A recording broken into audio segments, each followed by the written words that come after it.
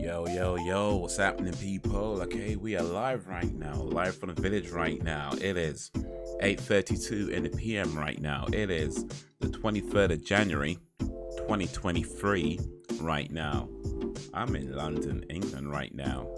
We're about to do movie night right now. It is The Breakfast Club right now. The Breakfast Club from, I've forgotten what year it was, 1980 something right now. Directed by John Hughes right now. It is on Netflix right now. Get it ready on Zero right now if you haven't already right now. Wagwan, people, wagwan, okay.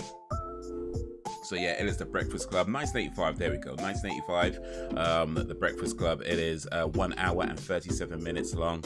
About to start the movie in a little while, so yeah, get it ready on Zero if you have it on DVD, if you have it on VHS, if you have it on, I don't know, Blu-ray, Laserdisc, if you have it on, I don't know, SD card or whatever you've got it on, or if you just got it on Netflix, you know, get it ready on Zero and I'll let you know when to press play.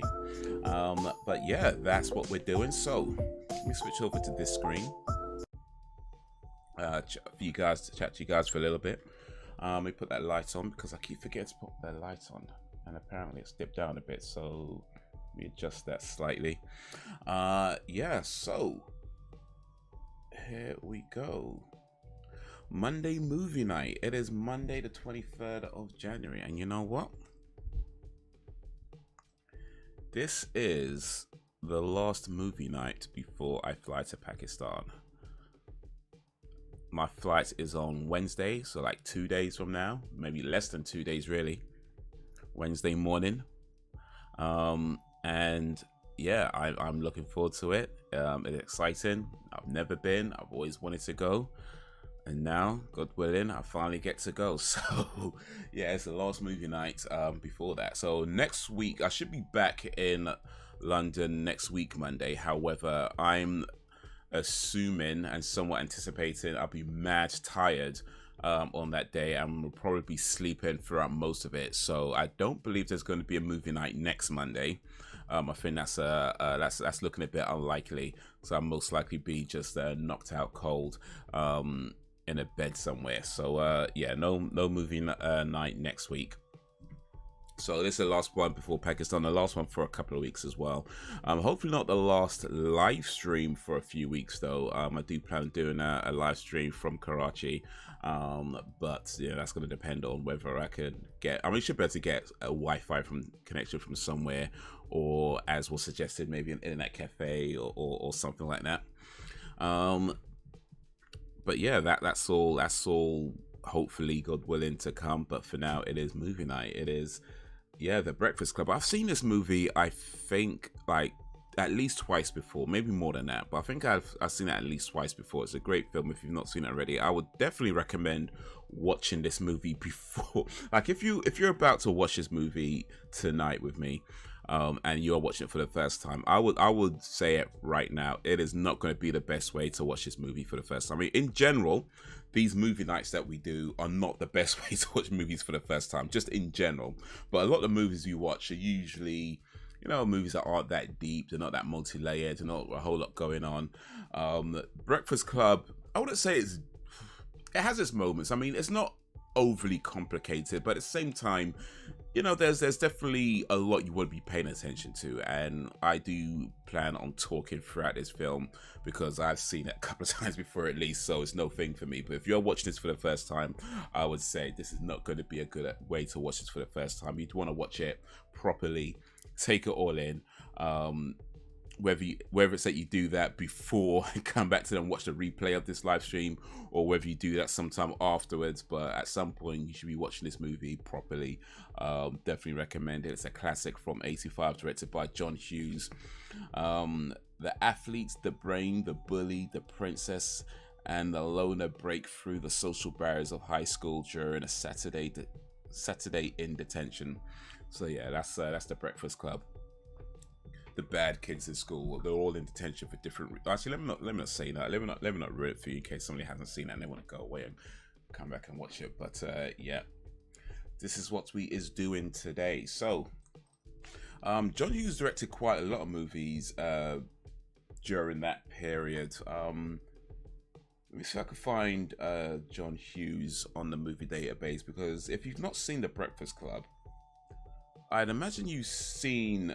Well, first of all, you should see it, but I'd imagine you've probably seen at least a few John Hughes movies, and perhaps just didn't know what they were. So, one of his most famous films is Planes, Trains, and Automobiles. So I'm pretty sure you've seen that. You've seen that. That's with John Candy and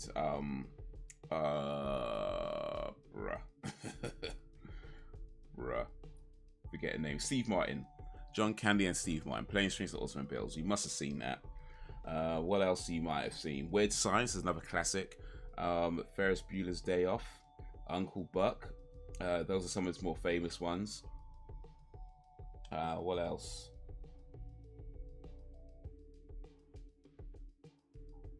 What else? Let me find. Here we go, director. 16 Candles. That's a pretty popular. I don't think I've seen 16 Candles myself, actually. Well, I know it's a pretty popular one. I should probably see 16 Candles. But yeah, he's directed 8 movies: 16 Candles, The Breakfast Club, Weird Science, Ferris Bueller's Day Off, Planes, Trains, and Automobiles, She's Having a Baby, Uncle Buck, and his last film in 1991, or last directed film in 1991, was Curly Sue. John Hughes died in 2009. Rest in peace to John Hughes. But yeah, so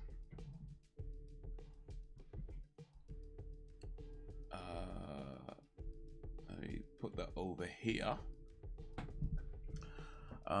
Okay, so what we're doing? Okay. Oh yeah. Something happened today before we start this movie. What happened today? I've forgotten. I want to tell you something happened today. Something to do with driving. Some weird thing happened while I was driving. Ah, damn it. I thought it happened. I was like, oh, that could be a cool story to tell. And I was like, yeah, I should remember this. It's going to be a cool story to tell. Damn it. Now I've forgotten it. Oh, what is it? It was, okay,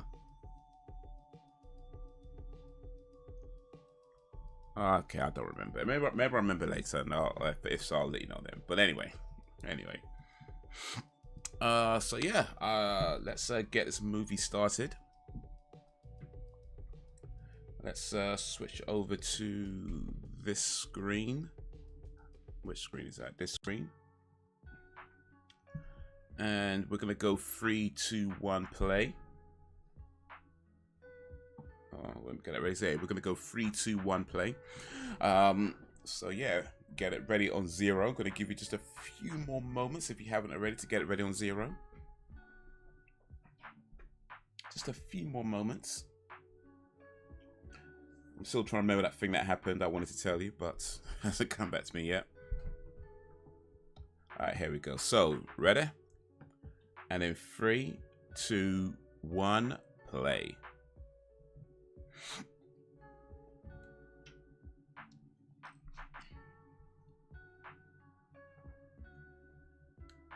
Oh, that's a bit loud in my ears. Let me turn it down a bit. Oh, yeah. The nostalgia already, though.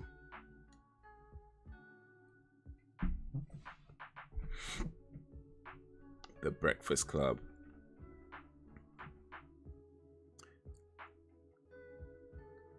Yeah, don't you forget about me. What's this? Tears for Fears? I feel like it's Tears for Fears. I want to say Tears for Fears.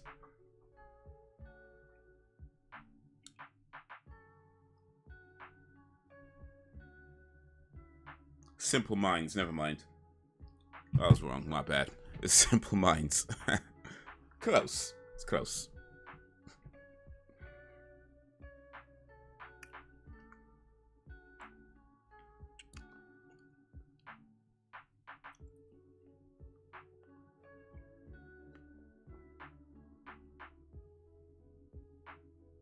There's a slight shake on the credits.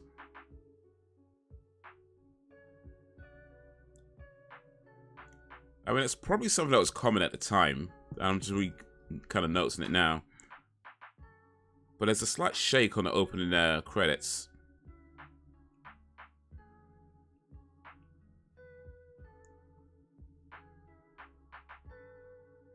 Written and directed by John Hughes. And these children that you spit on as they try to change their worlds are immune to your consultations. They're quite aware of what they're going through. David Bowie. Shermer High School.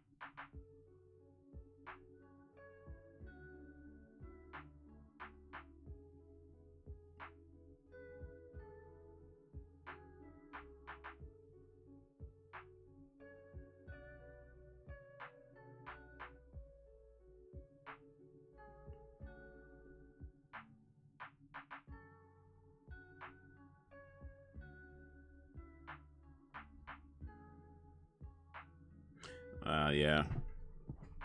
Like I said, this film's not necessarily overly complicated, but it does get a little deep.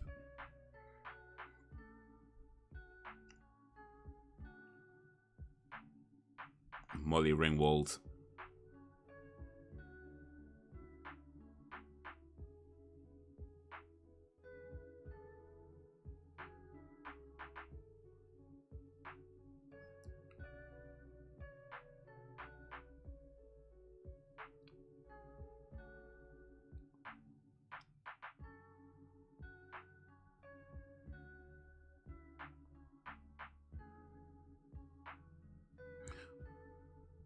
I don't think my school did Saturday detention, but I believe some schools in the UK do.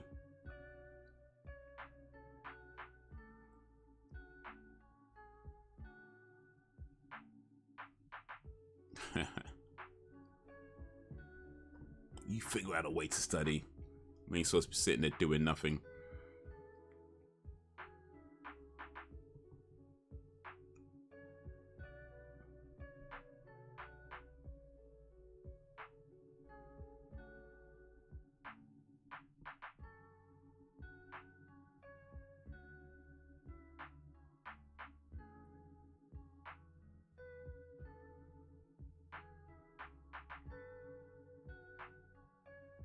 Judd Hirsch.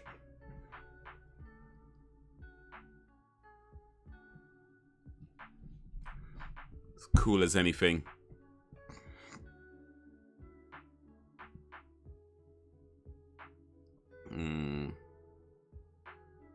Let's drop her off and drive off.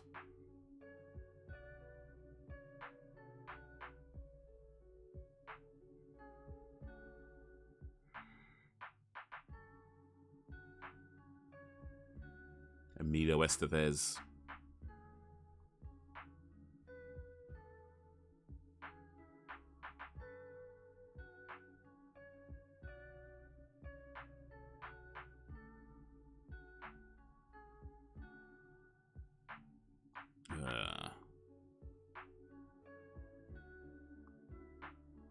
And so it starts.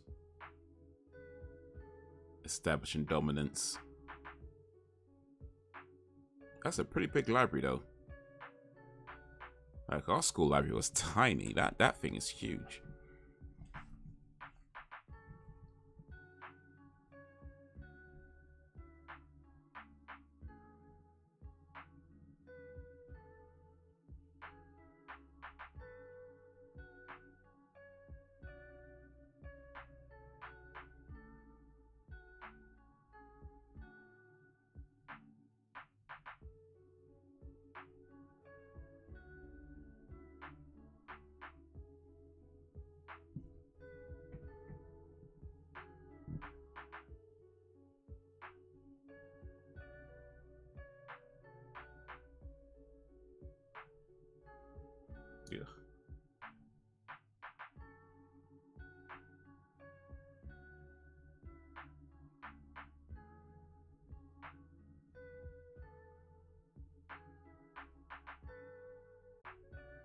Let's see.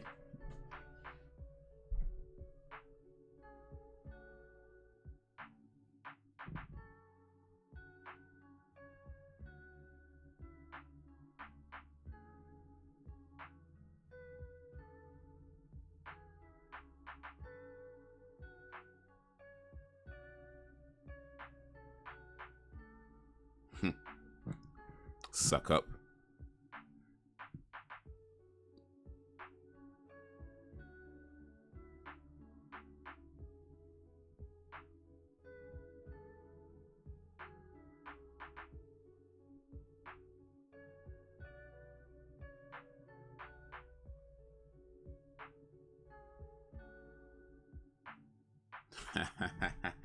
Don't mess with a bull to get the horns.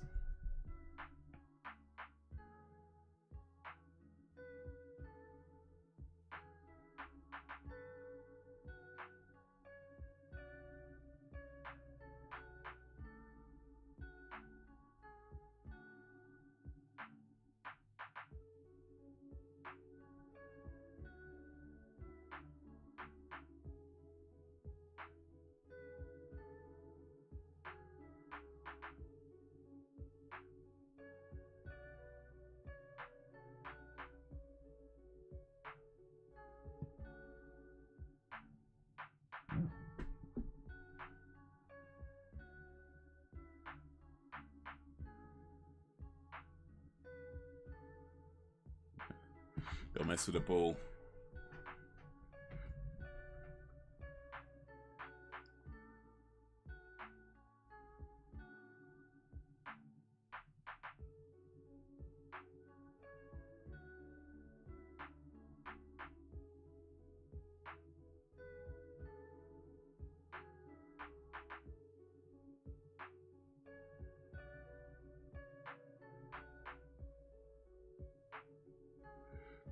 Yeah, he's been there a few times.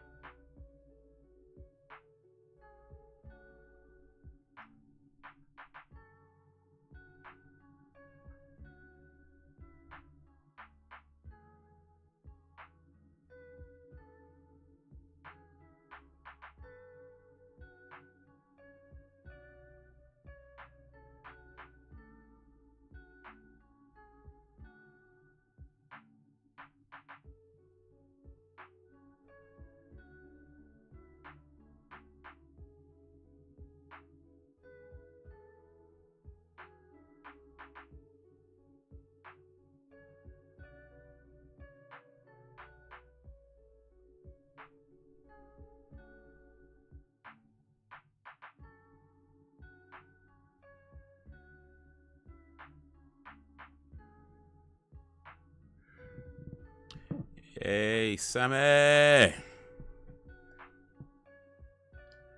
what is, sir? I've been later tonight. We'll spend it some time with Bell. That's all good. Appreciate you coming through. Yeah, I saw the post about was it from getting back from Turkey with the Turkish delights.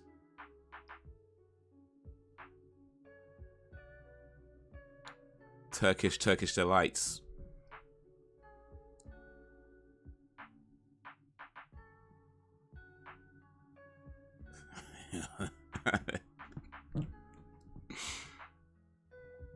All right, so no Sammy then. All right, cool. We won't do Sammy. Just Sam.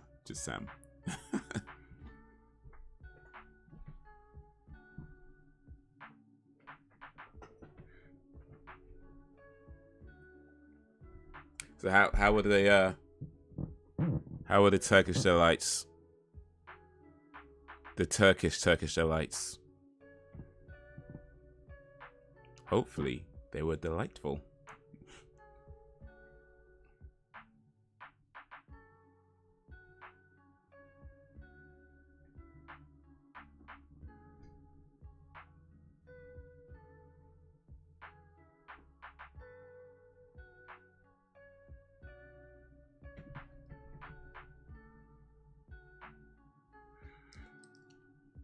Have you seen The Breakfast Club before, Sam? If you haven't, most definitely recommended.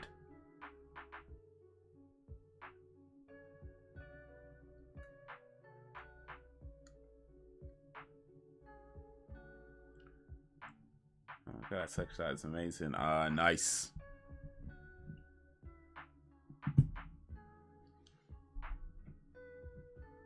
Turkish delights are nice. I don't believe I've ever had Turkish delights. Or maybe I have and I just didn't realize they were Turkish, but yeah.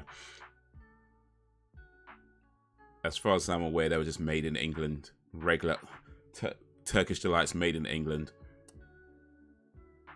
But Turkish delights made in Turkey with Turkish ingredients, as far as I'm aware, I don't believe I've had that.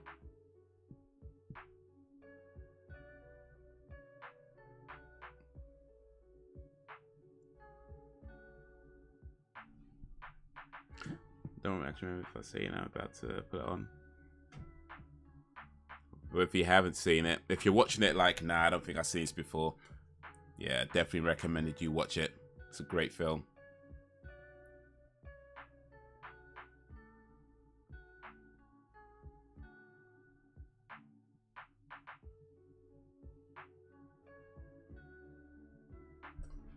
This film's from 1985.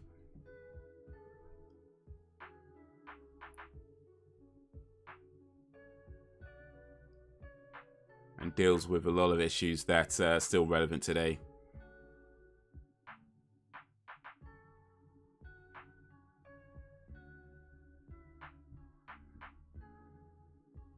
Attackers pull out to light. It's a shame.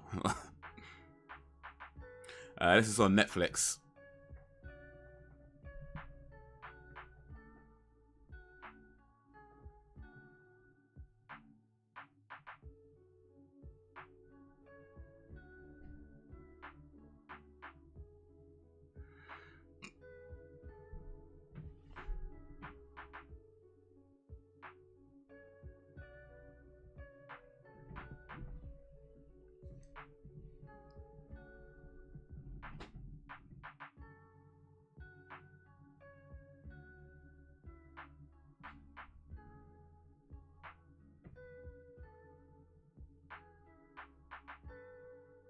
One sec. What? Okay, cool.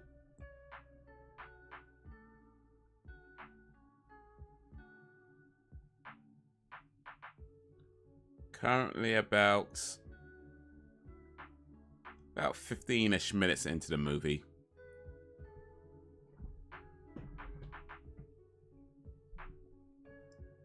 Mess with a bull, you get the horns.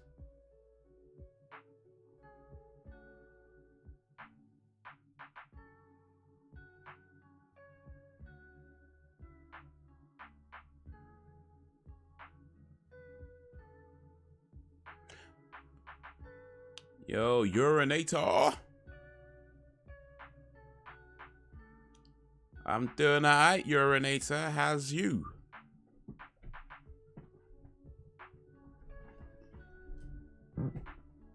I'm doing alright. I'm doing alright indeed.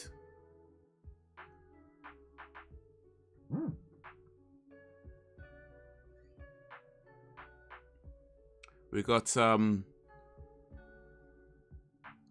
The Breakfast Club on Netflix.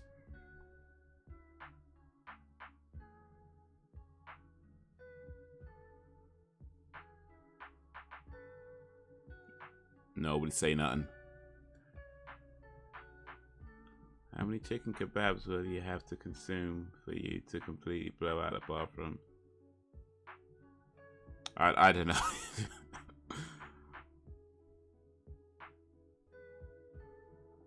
I don't know, urinator. I really don't know. I'm wondering why you're interested in how many food items I need to consume to blow out the bathroom, though, because that's like what, the third question like that you've asked. Good, awesome. Okay, so currently at about 17-ish minutes into the movie.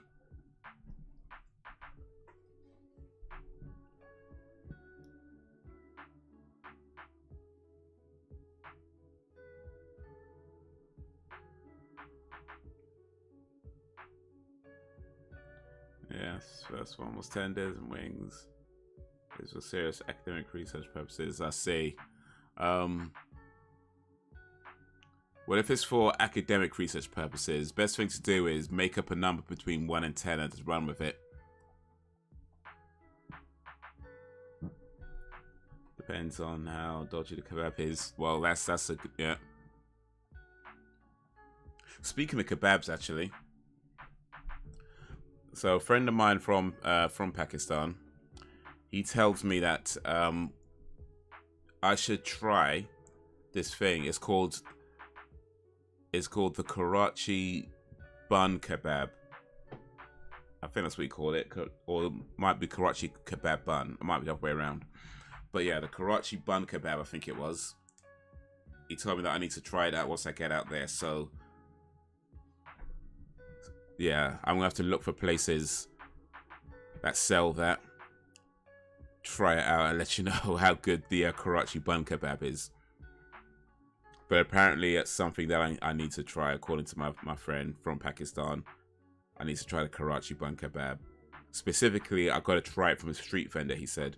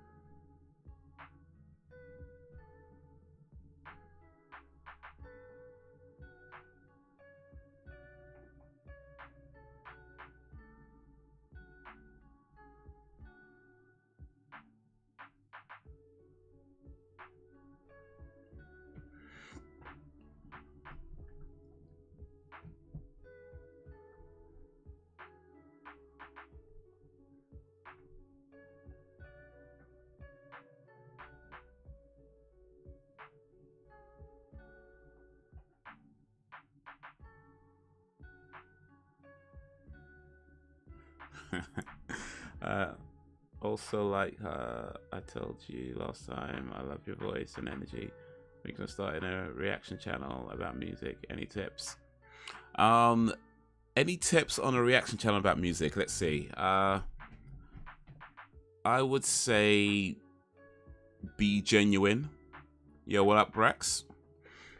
Be genuine in your reactions. I mean, it's very easy to be tempted into pretending to like stuff or pretending something is better than you, better than you actually think it is, because like you get all the fans coming in and everybody, stuff like that. I would also say ignore a lot of the fans. Quite frankly, when you do music reactions, ignore what the fans are saying, because they are just interested in the artist, the fact that they're a fan of. You know, they're not really interested in the reaction itself. They're just interested in the artist, and it's very easy to be tempted into, like, you know, pretending to like stuff or acting like something is better than you think it is, just because it keeps them coming back. But yeah, be genuine. Just be genuine. Just have fun with it. And yeah, don't be afraid to experiment.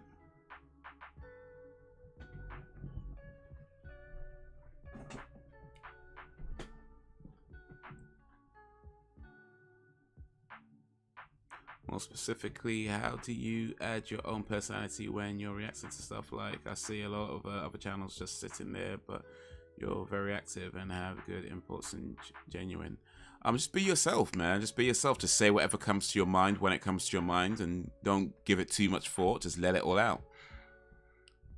You know, if you want to pause, pause. If you want to talk over it, talk over it. Just don't give it that much thought. It's a reaction. It's not supposed to be planned out. So just react. That's it. Just react.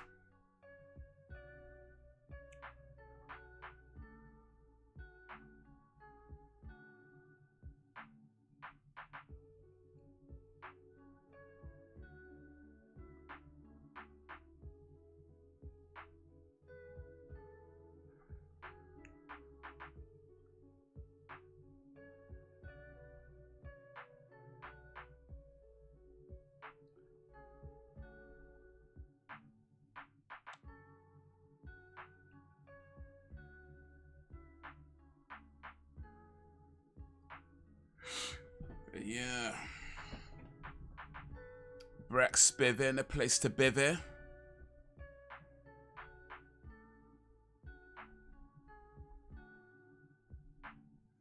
You always give the best inputs. Thanks for advice. I appreciate that, Yuri. I try, man. I try.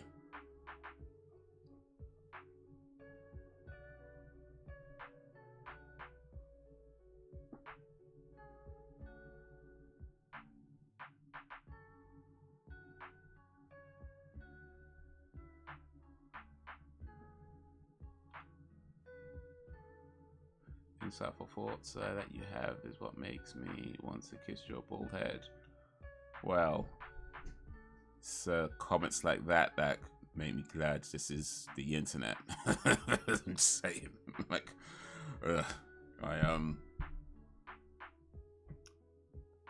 thanks, but we good. We good.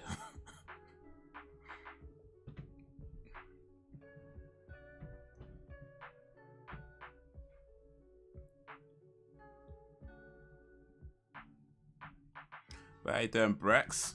How's your day going? How's your day been?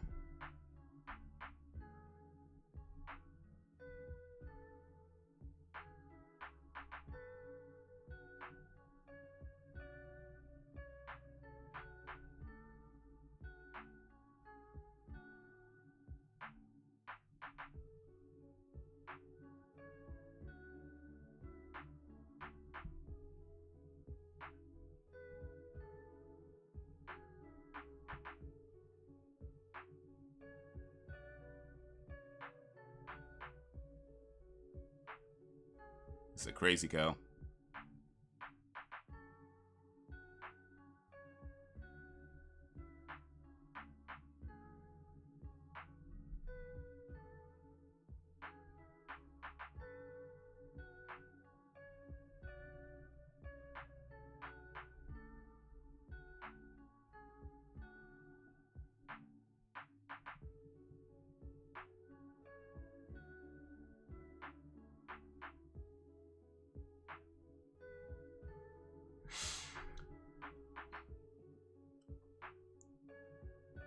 So Urinate, so when you starting your reaction channel?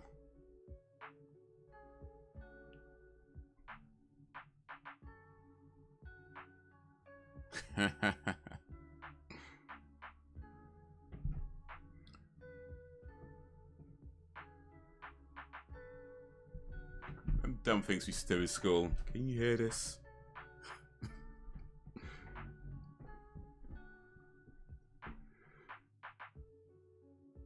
School dog, good and cold, and you?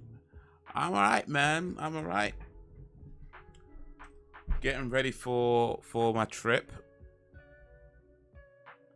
I just bought a adapter for my phone so I can use an earphone jack, because my phone doesn't actually have an earphone jack on it. So I bought an adapter so I can use an earphone jack, because you can't use Bluetooth on airplanes. Well, not on some airlines. So yeah, hopefully that should arrive tomorrow.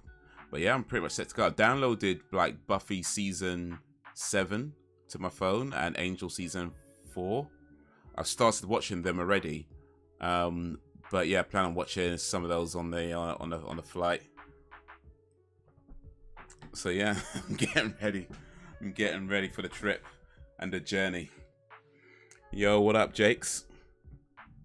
When it comes to reactions, I always watch a few of their videos before subbing. You watch for the artist because that's what's draw you in. But you say for reacts, indeed, indeed.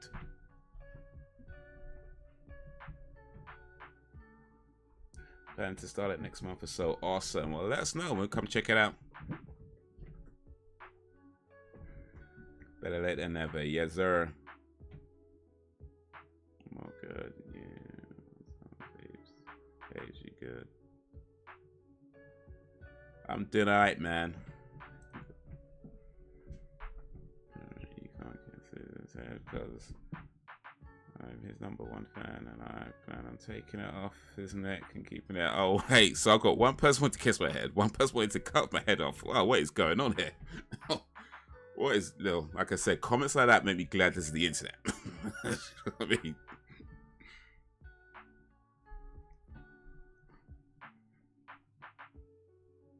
I'm just like, oof. I'd like to keep my head on its shoulders if you don't mind. Thank you. Thank you.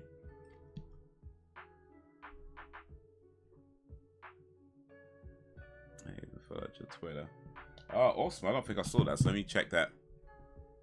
Fully back on that thing.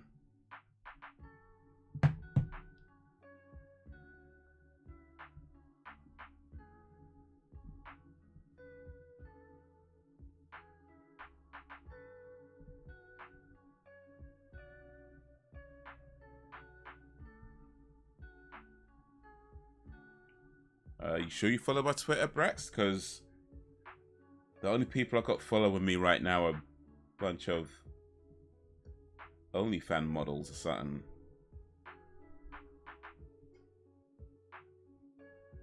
Or I don't know. You is your real name Bambi Scarfy? Is that you, Brax? Bambi, Delilah.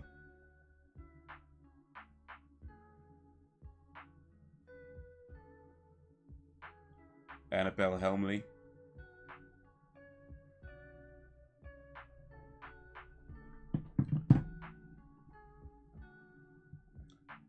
I've got a bunch of OnlyFans boss accounts following me right now. I don't, what can you do? What can you do?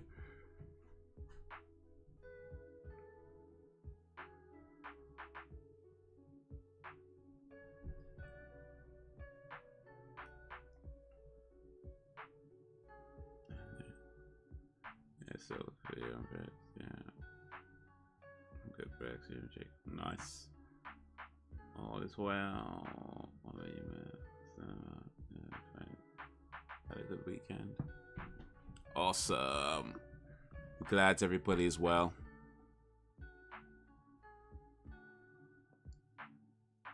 If you ever start an OnlyFans, please let me know. Sure. I mean, I'm gonna need all the all the money I can get. So.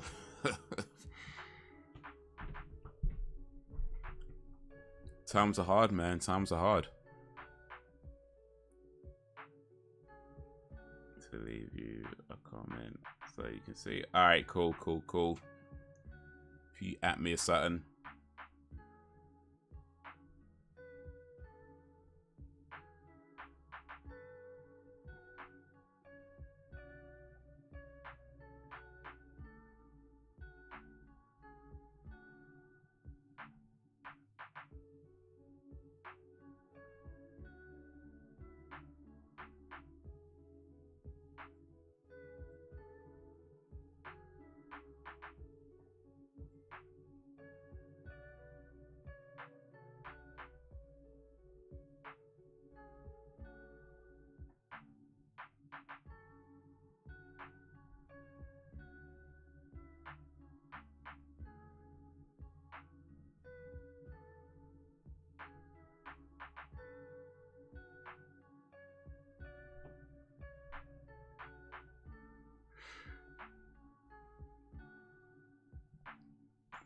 That's cool. You think I'm weird though? I like to think I'm quirky. Yeah, I might have to.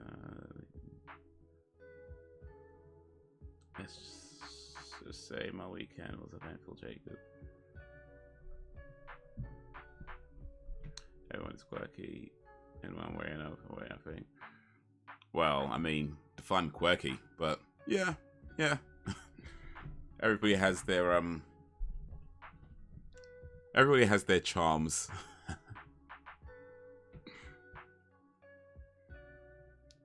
know, about your OnlyFans before you tell them some effort so I can prove I'm a bigger fan. Well, if I let you know before I tell Sam, I don't know if that proves you're a bigger fan, because you'd have to know, you have to both know at the same time for me to know who the bigger fan is. If I give one of you the advantage, then it's not fair on the other to prove they're a bigger fan. You know what I mean? So if I give you the advantage, now of course you'd be like, okay, yeah, you got there first because I told you first. I'd have to tell you at the exact same time, and then see who subs first with the most amount of money. That way I could decide who's the biggest fan. If I tell one person before I tell the other person, yeah, it just doesn't prove anything. So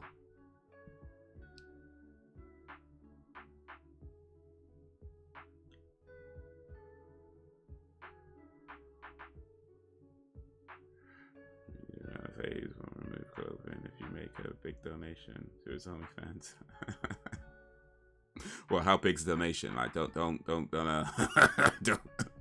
I mean, I'm just saying, just not that I'll do it. I'm just saying, like, how big we talking? Like, how?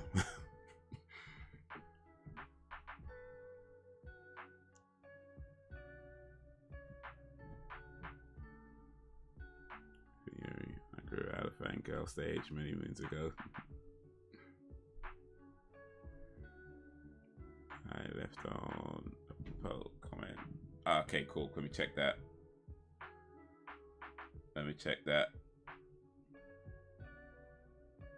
Yep, I sees ya.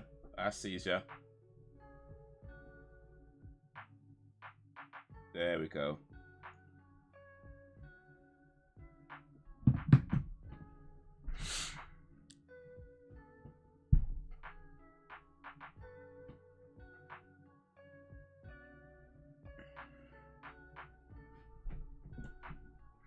Hey, you just starting to worry me. Looks like you wouldn't rule it out. Nah, I mean, I wouldn't do that. But, you know, just out of curiosity, like, how much money are we talking? You know, like, what are we talking about here? Like, nah, I wouldn't do it. For anything less than. You know what, though? I mean, nah, I mean, I don't think I would.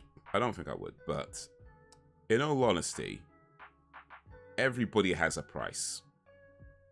I think everybody has a price. I don't know what my price is, and hopefully I'll never find out, but everybody has a price. I think everybody has a price. And it may not even be a monetary price. It may be something that you need done, or something that you want to have, or blah, blah, blah, blah, blah. But everybody has a price, I think. It's just what that price is and whether that price is ever met.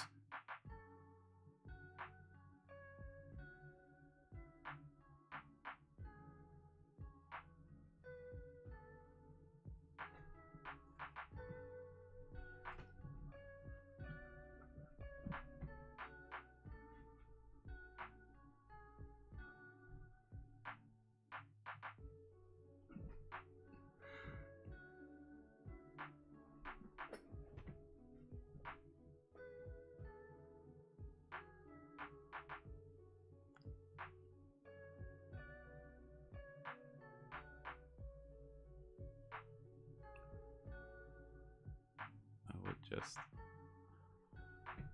want to subscribe for seeing his shiny head in different angles. I see. No angles needed. So all I can do is take pictures of my head at different angles. All right, cool. How much you willing to pay for that?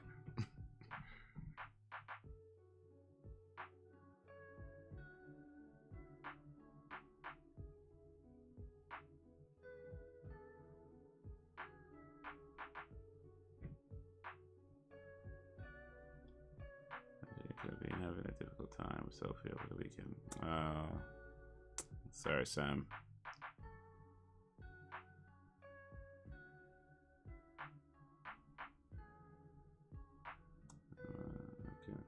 Yeah. I don't have much money in my account. Max I can do is $5. Please. Come on, man. $5. Is that it? Ugh. I want to set up a camera and pose myself for $5. Come on now. Come on now. You gotta do better. You better go save that pocket money or something. Like you better go get a job. Rob a bank. Actually, no, don't rob a bank. Don't rob a bank.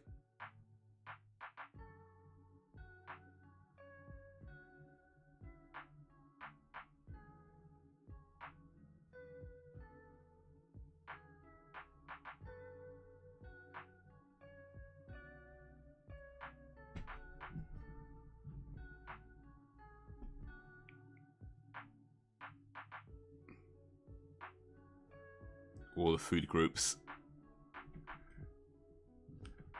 I'm just curious.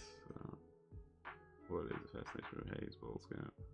Because it looks unremarkable to me. No offense, Haze. Hey! Unremarkable.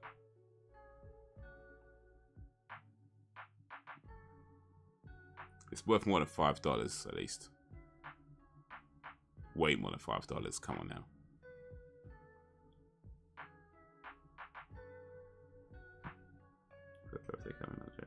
She's always tricky during times like this. Wish I could let you try the Turkish delight. Really, it's so sexy. Oof. I do like some Turkish delights. Well, to be honest, I like most foods. I can't lie, but yeah.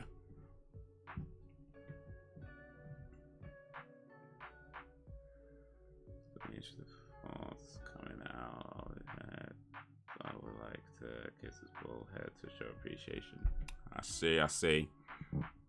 Nah, you could just send me money. That's all good. You don't need to show it. I take money in the form of appreciation. Yeah. So you can do that. Let's see.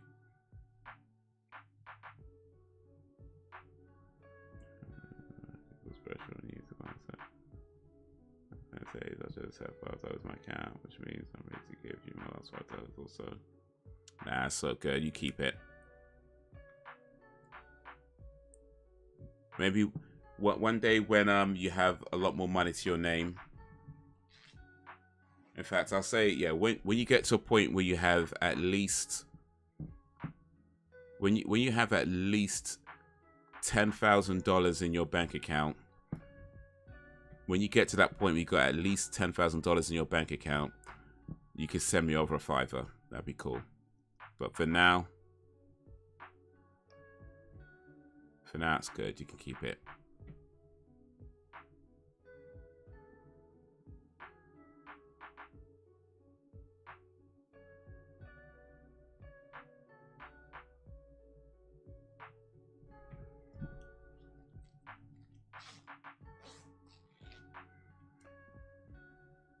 Yeah.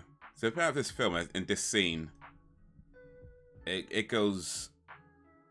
It kind of shows an insight into how people's home lives can be so different to what you might think is going on. You know, and like, you know, this guy who's like a tough guy, he's kind of a bully, kind of an arsehole, you know, that kind of thing, you know. But there's like an insight to what he goes through on a regular basis with his family, and like you see it here when he's kind of acting it out, it just kind of comes out in this angry kind of rant.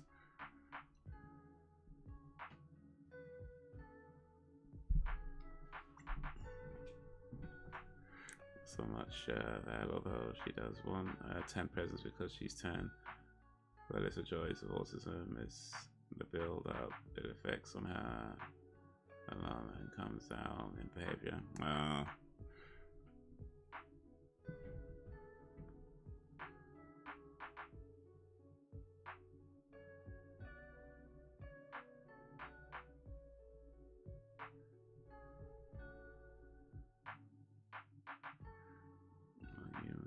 to the...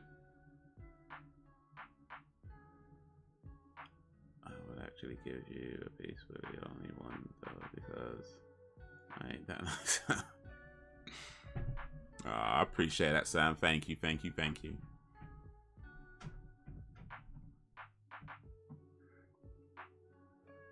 Thanks. I've got an account on Twitter. Yeah, if you're on Twitter, hit me up, man. Bandit Haze.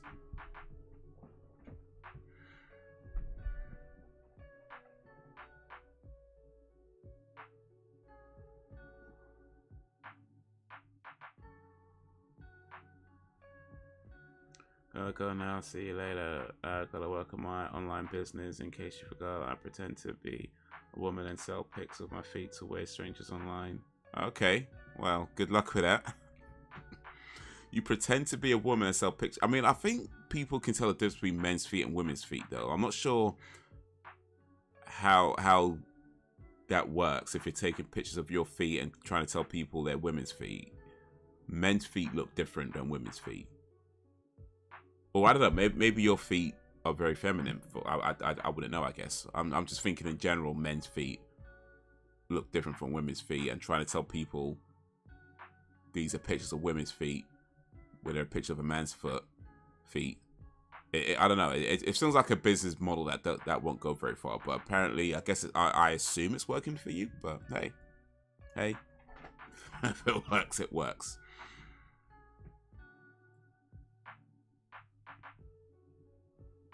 She was 10 presents.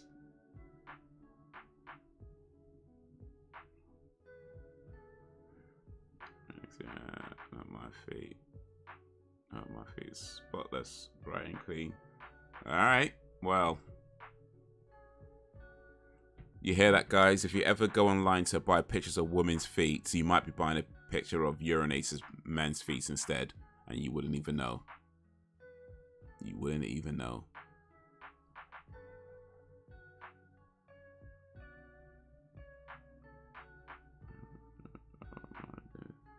Because they don't have to be expensive. There you go.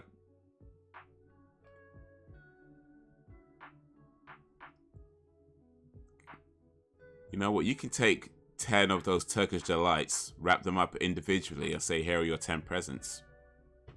Assuming you've still got 10 left, that is. Or they're all eaten already.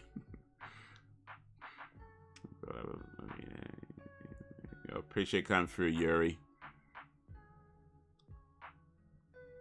Till next time. Till whenever, if ever.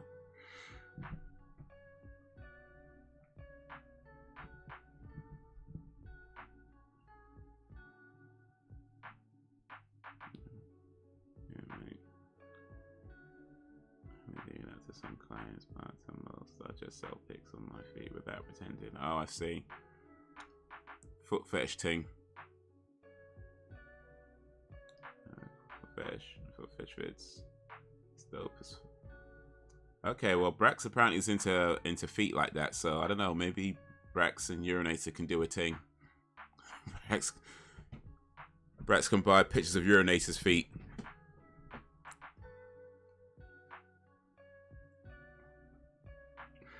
I don't think so. I don't love that. Turkish delights, my kids. Oh. Yeah. I told you. Hey, so yeah, I couldn't find you. It's all coming.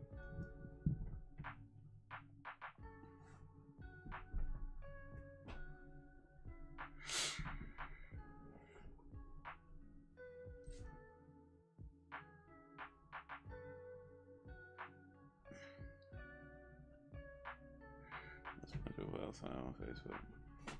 He'll find you even.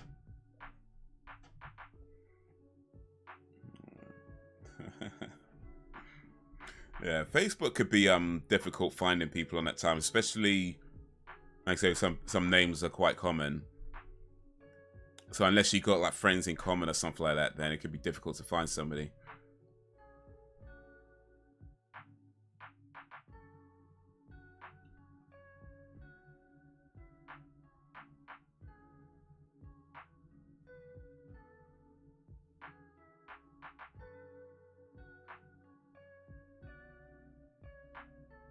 He sacrificed himself.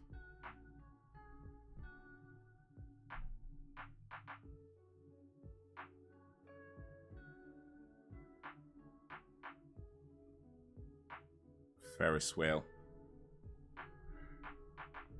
Facebook, I am a bold with a pint glass in my hand.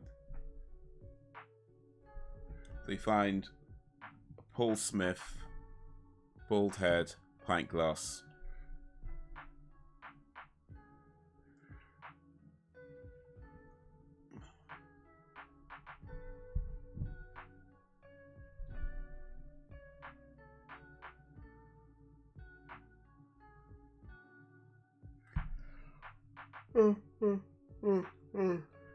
Excuse me. You found me on Facebook, Woody. You added me. I did find you. How did I find you? I guess I just searched your name. I don't remember. I think I just searched your name. Because you have the same picture on...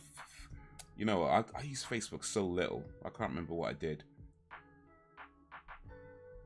Because do you have the same picture on Facebook as you do on Insta?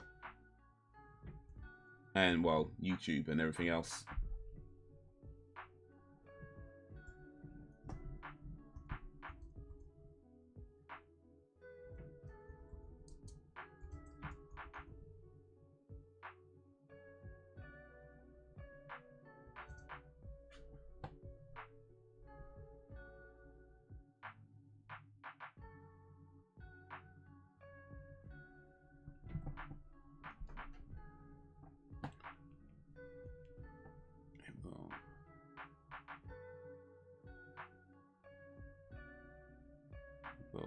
Glass for a hoodie. That was your full name, Facebook, activity. Our full name, account, Facebook.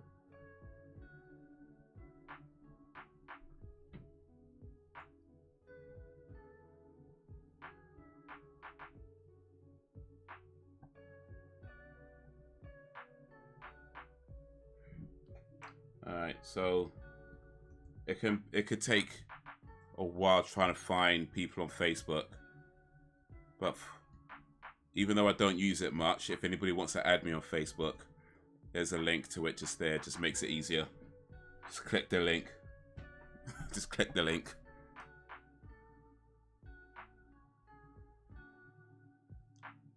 Cool.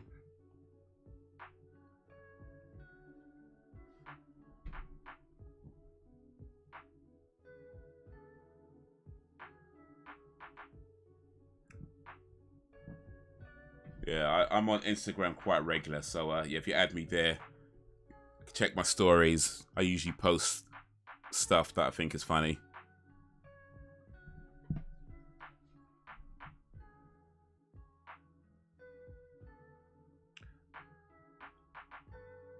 Guys, socks and feet are hella better anyway, dog. Okay, so let me look. Are you saying you like men's feet, men's socks and feet are better than presumably women's socks and feet? Or are you saying, all right, guys, as in calling us guys, and then saying socks and feet are better? And in which case, better than what?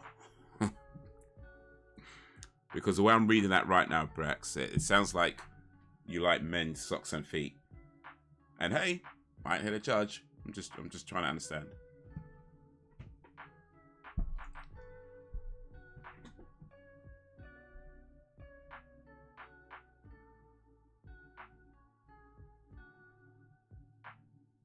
Made a friend request Haze. Awesome! Alright.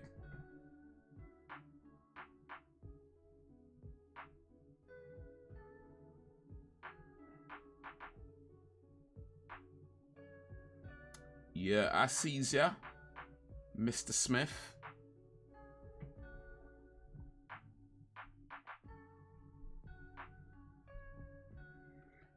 You can see, you can check out my last Facebook posts from,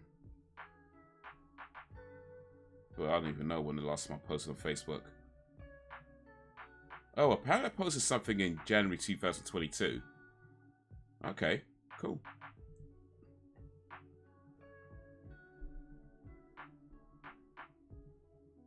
That was more recent than I thought.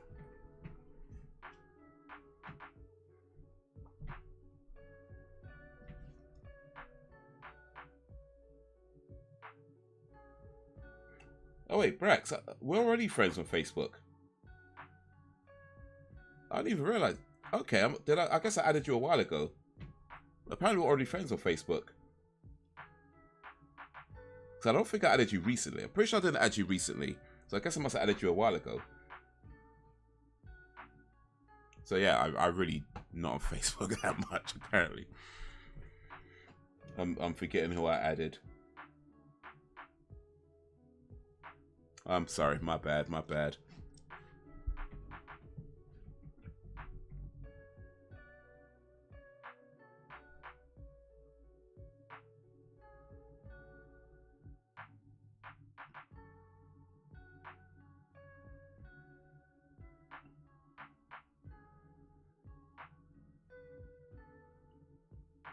My pro pic on Facebook is of me and Elliot. I can't remember what else on Instagram.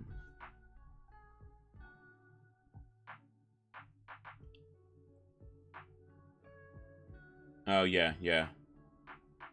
Yeah, I sees it.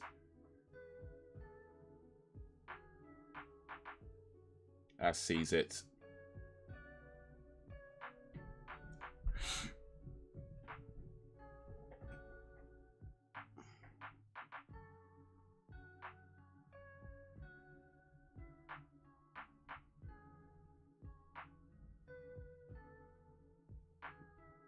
Saying it's the dudes are better, but the chicks are still good though. But the guys ones are better. Feel me? I mean, each their own. I mean, I mean, if I was given a choice, I'd probably go with women's feet. Quite to be honest, but hey, I'm not here to judge. I'm not here to judge. If you like to look at men's feet, then hey.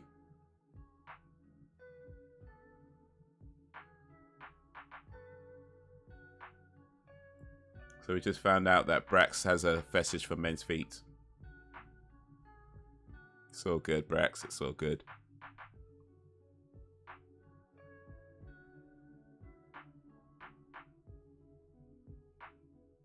Yeah, BP's, yeah.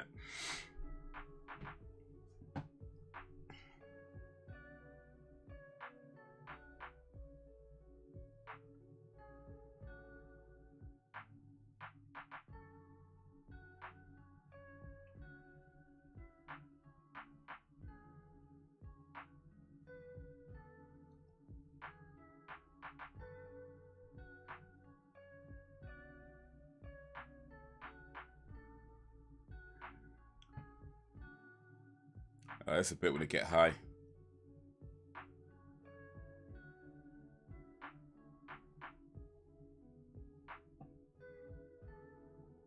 Alright, let's check this real quick. So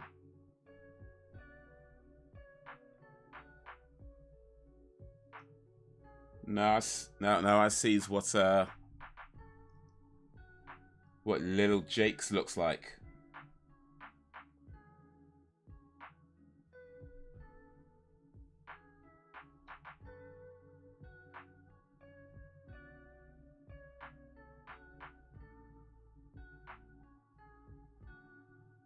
After all this time, I could finally put a face to the name.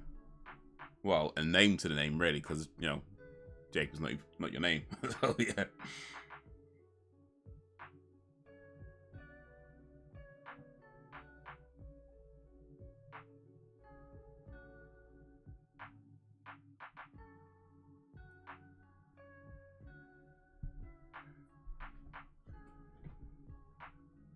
The reason why my profile pic with me and Ellie on FB Because if I change it to just me, my mum messages, man, asks me, man, edit. Oh, okay, oh, okay, it's like that.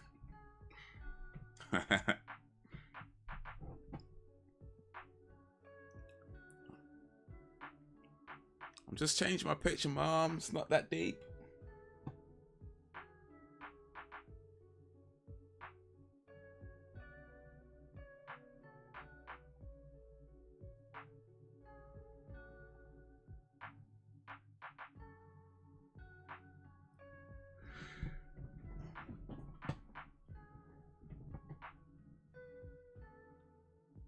So, Jakes, you got a Spurs tattoo.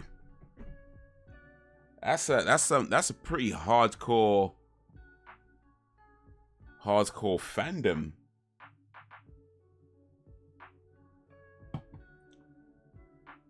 Your first tattoo as well. Have you got more tattoos since? This was 2015, 7 years ago. I go for a bit. I have my own identity. Yeah, it could be like that with parents.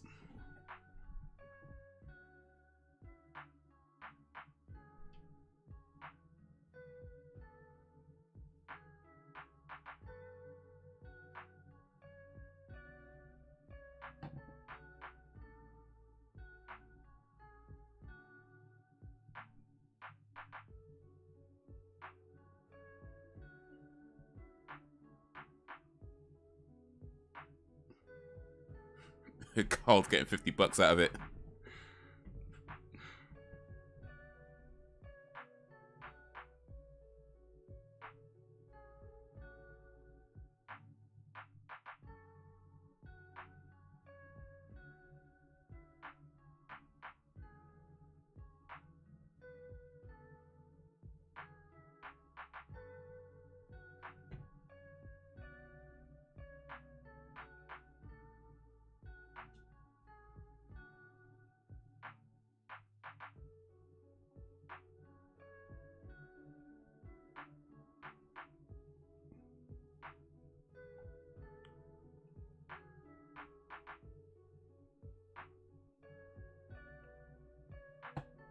Read all his info. Let's see, yeah, I don't judge much. I'm like talking-ish, but no judging is cool. Oh, but I still gotta have a chick feel me. Yeah, I get you. I get you.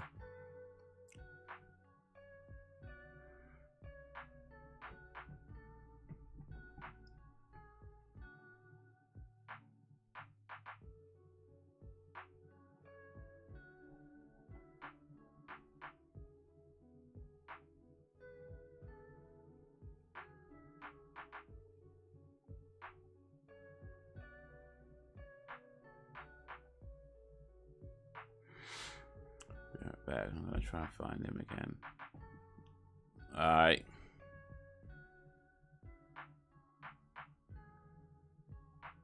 Alright.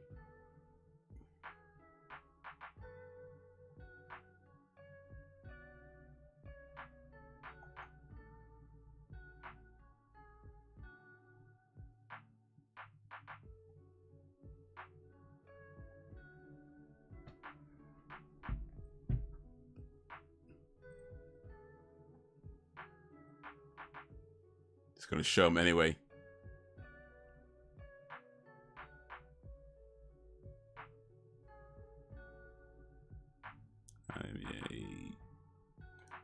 So we all in each other's friends list now on FB.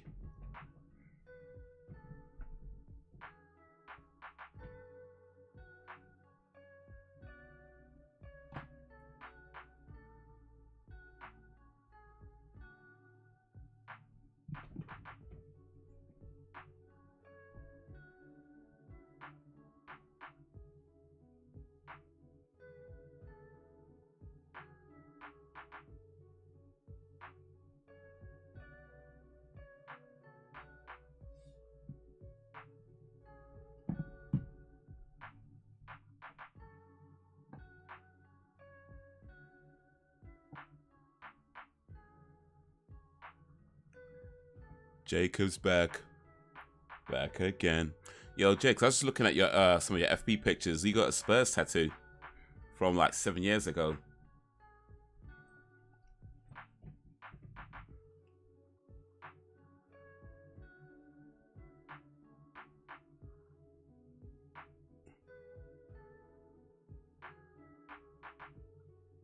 Yeah, check out the pictures of Lil Jake's. Yeah, man, Spurs fan. You got any other tattoos? Is that the only one so far?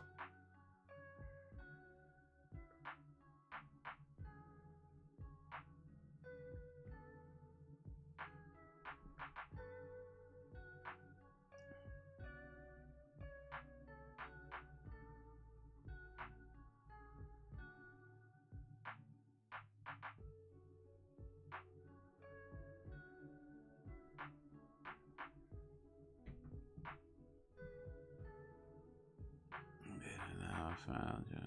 I ain't ever letting go. That could be a song. I feel that could be. I think that is a song. And now that I found you, I ain't never gonna. I swear that's a song. It's like an old 70s song, I think.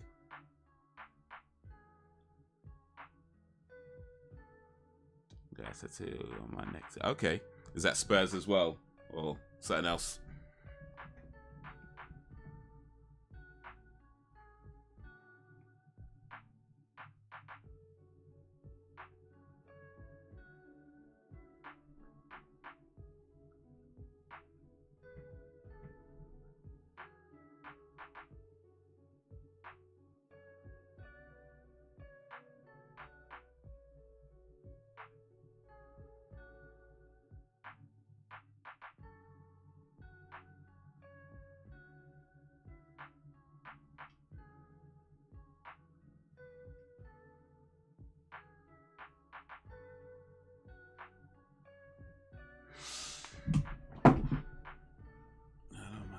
Is a star with music and outfit. Okay.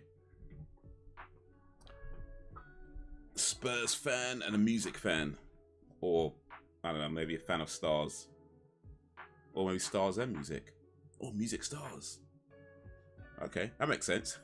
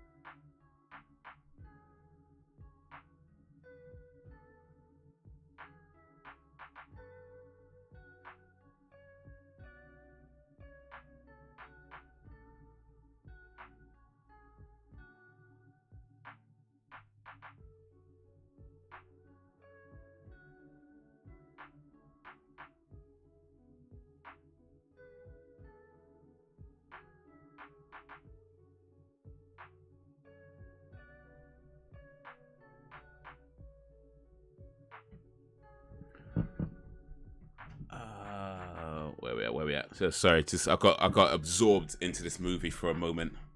I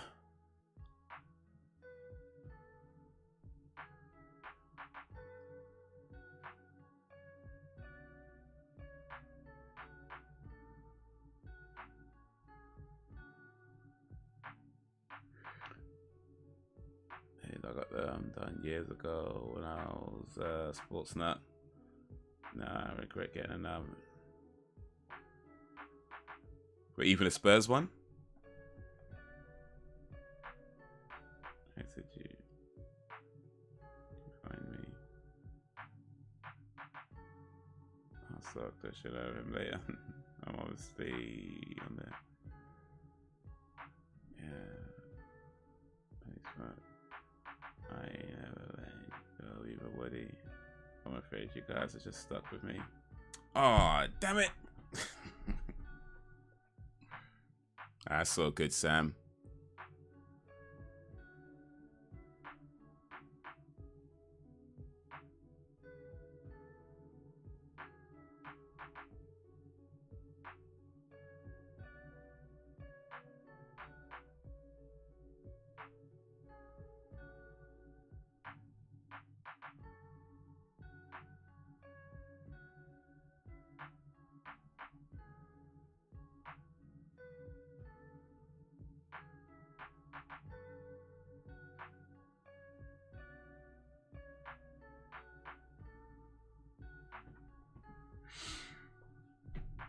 Man, the problems these kids have, man. Oof.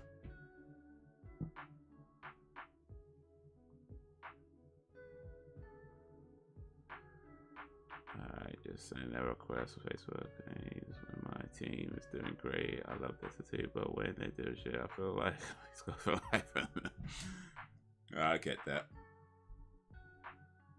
Tattoos could be a weird thing, I think. Like I've got a few. I don't regret them. I think that's a strong emotion. I don't think I feel that, but I do sometimes feel like, yeah, did I really need to do it? You know, it's kind of like that. Like, I could have been just fine without it, but oh well, it's done now. I tend to wear long sleeves, so my tattoos don't show very often.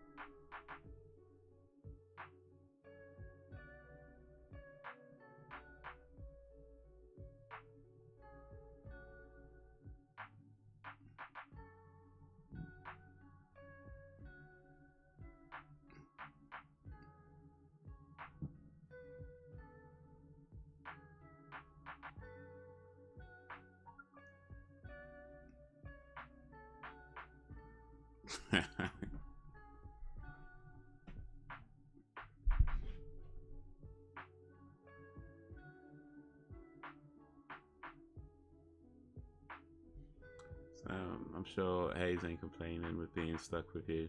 We're all friends after all. Yeah, indeed, indeed. Oh, don't you forget about me.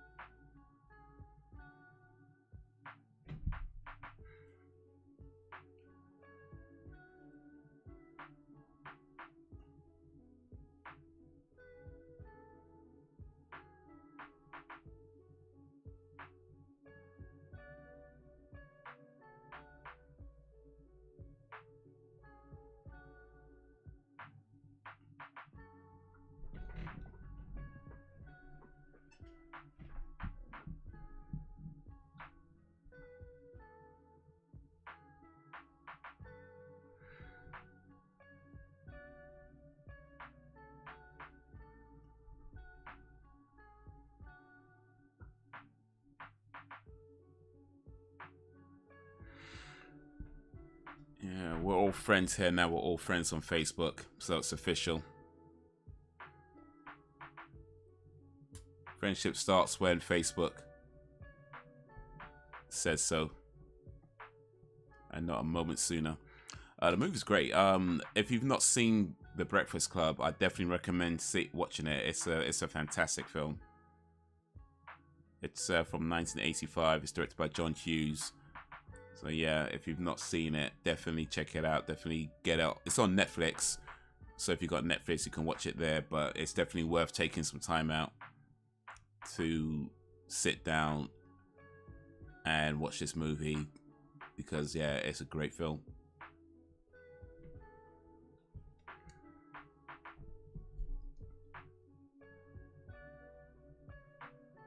I left a comment on Haze's post from 40 minutes ago. You can add me from there, you'll see it. Oh, was that Facebook you left it on, or Twitter?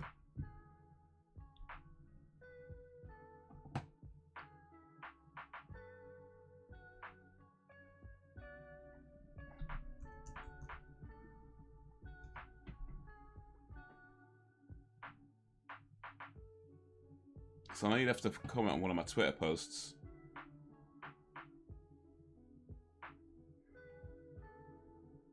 Facebook is so complex right now.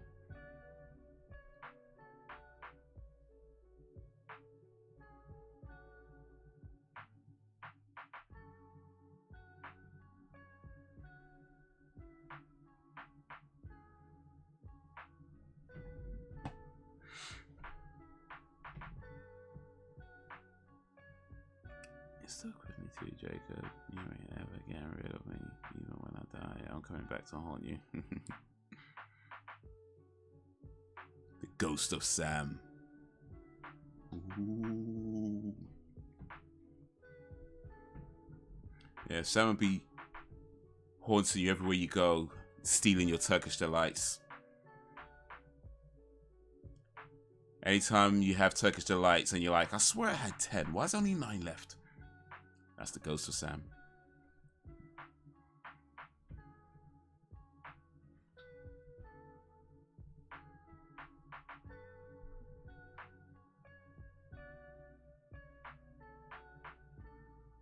If Ghost Me can travel to America, I'm haunting Brax.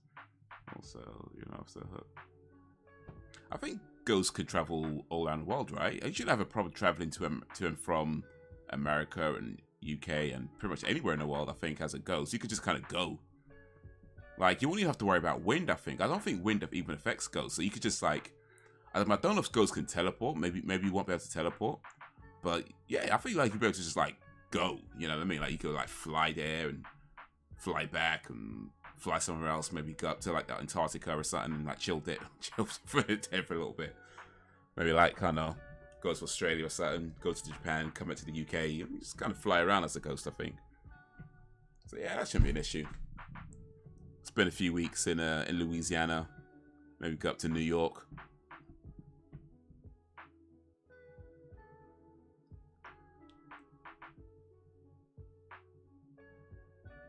See, one day we all should make arrangements to all meet up in New Banks. In America, right? I'm sure something can be arranged.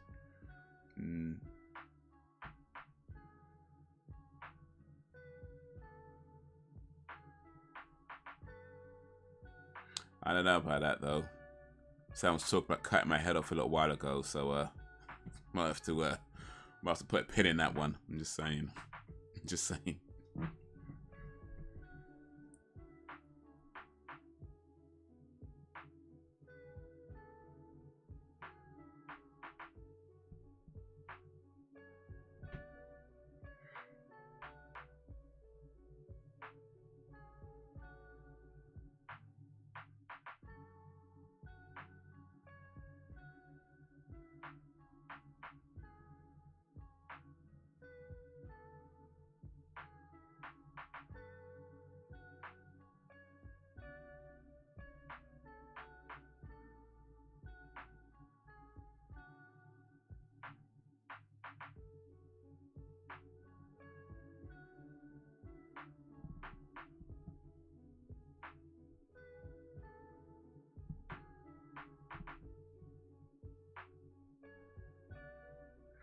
Yeah, that makes someone laugh. Always good to know. My quirks appreciated.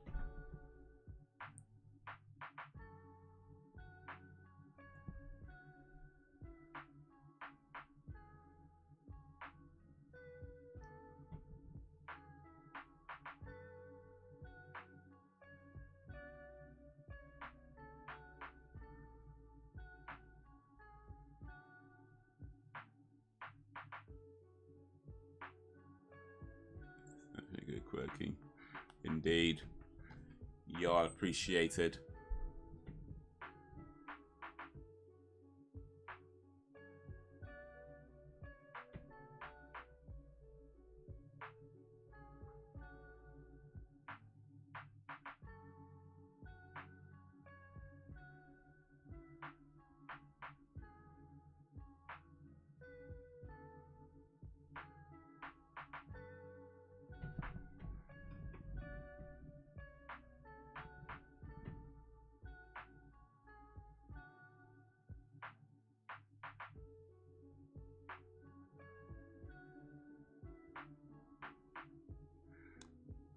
Are we really friends though? Whether because we never had a single conversation on FB. Only instance of that mean you're a bit on the side friend. Well, I guess the proof is there, right?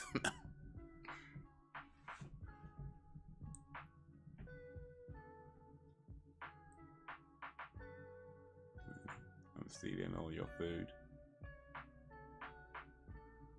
So if my food goes missing, I know it's Sam. All right, cool. That's good to know. Good to know.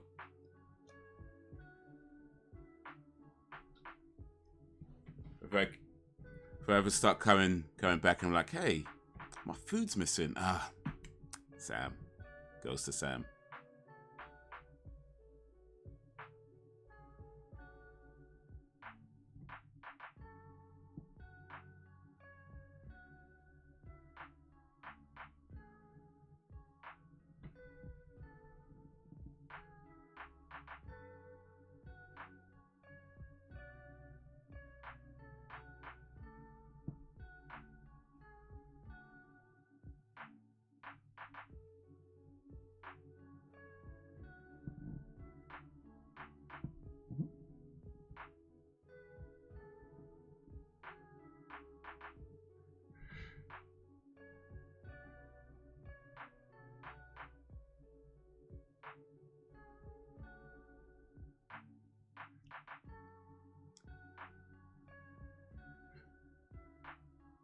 Actually, to your point, Sam, about Facebook and Insta, Insta is owned by Facebook.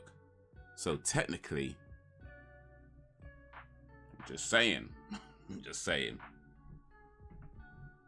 My flight's on Wednesday morning.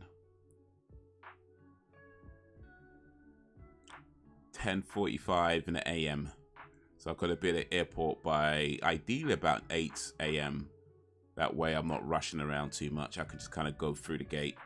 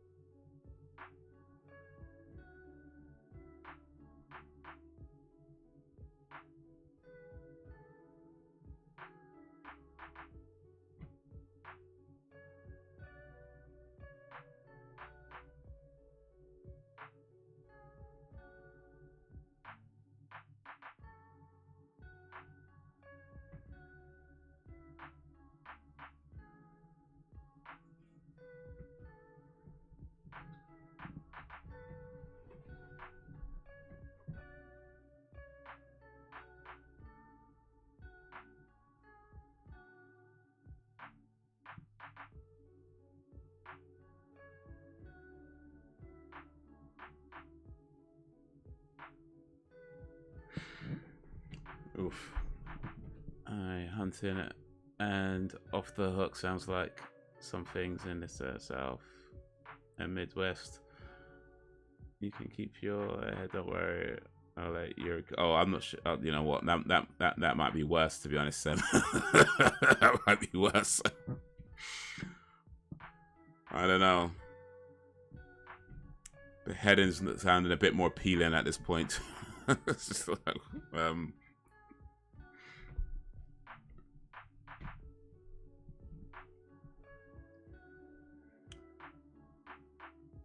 That's just around the corner. Yeah, a couple of days. Couple of days.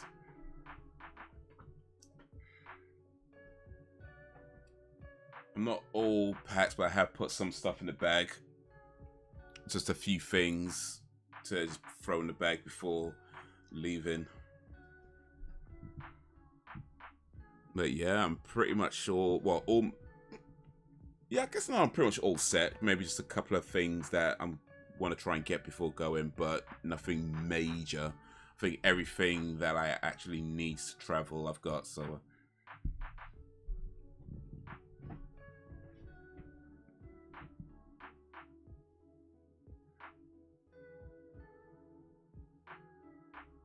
Alright, only 2 bags.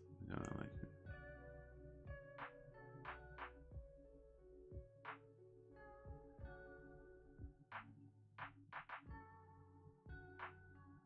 And that's when I'm about to fly.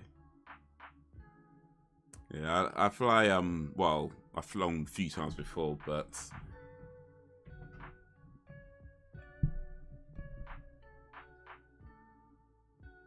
hopefully, God willing, it all goes well. You know.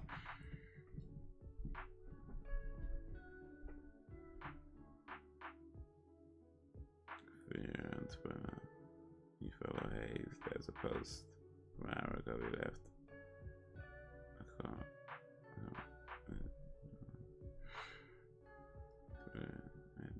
Don't forget if it's convenient. Try to do. Oh, for sure, for sure. I'll try. That's one of the things I want to try and do.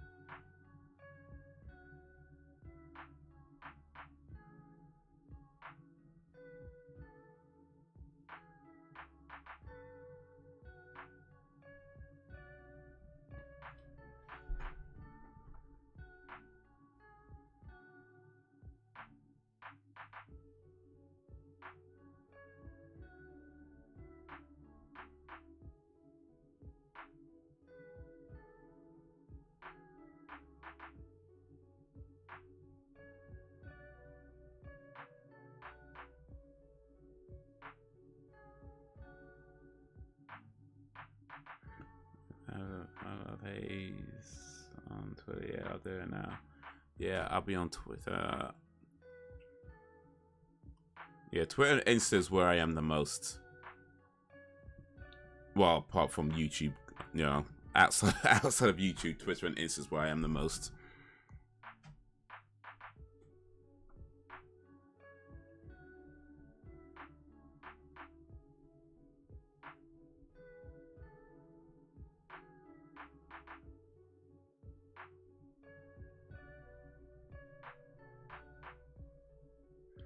I'm feeling like a bit on the side where I don't feel appreciated enough. I need effort. I need to feel wanted. Okay, so apparently Sam's feeling like my side bit. Is that, am I reading that right? Sam's feeling like my side dish. Alright.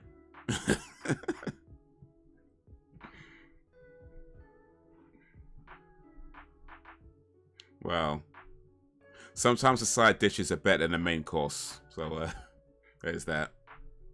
You know, it's like, you know, sometimes the fries are better than the burger. You know what I mean? There's nothing wrong with being a side dish. A side piece.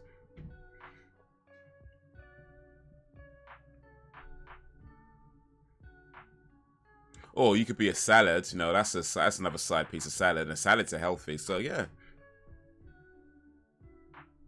Nothing wrong with being a side piece. Nothing wrong with being a side dish.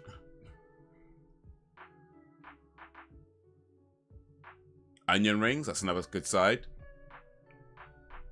Oh, they're really tasty.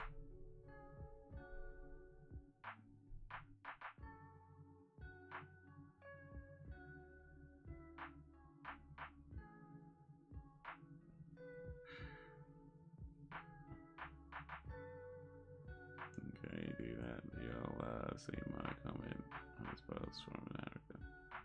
I like haunting age to me. Yeah, here in the South, there's plenty of hauntings. They say the dark spirit of the KKK doesn't even haunt me. King Kong ain't got nothing on me.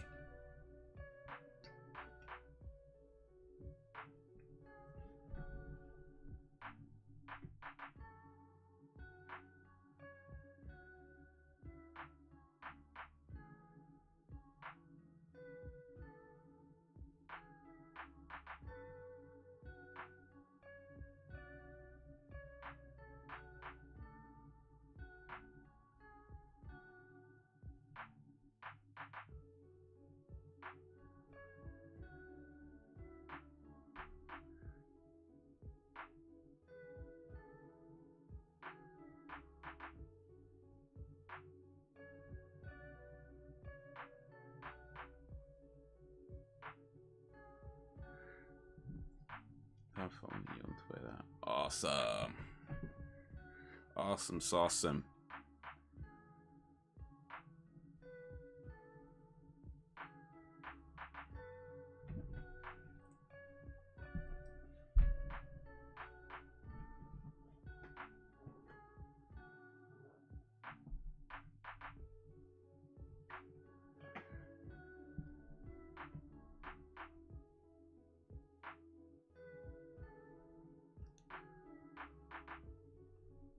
There we go. Paul Smith, 209-7487. Oh wait, no, Paul Smith. Paul Smee. My bad. Paul Smee, 2009-7487. I'm guessing small Paul Smith was taken, and that was just like a suggested account name. You can't have Paul Smith, it's already taken. How about Paul Smee 2009-7487? Just exactly. Yeah.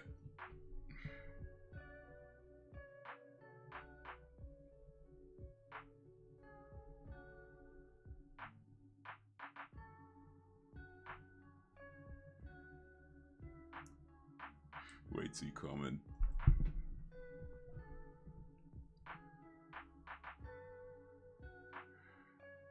Okay, I'll be the side dish. There you go, Sam. There you go.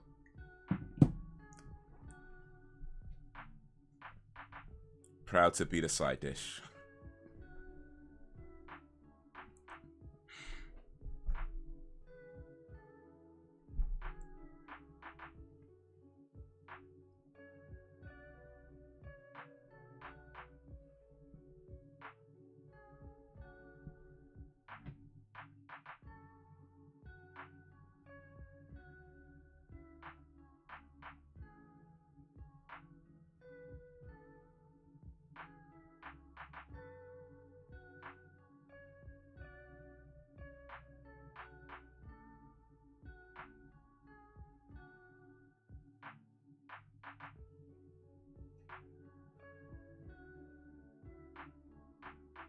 Perhaps the downgrade. Ah, it's not a downgrade. It's not a downgrade. It's like if your main piece is like, you know, a veggie burger, but a side piece are onion rings, the onion rings are better, right? I'm just saying. Sometimes the sides are better than the main dish. I'm just saying, side pieces get a bad rap, but it doesn't have to be that way. There's some really good side pieces out there, some really good side dishes out there.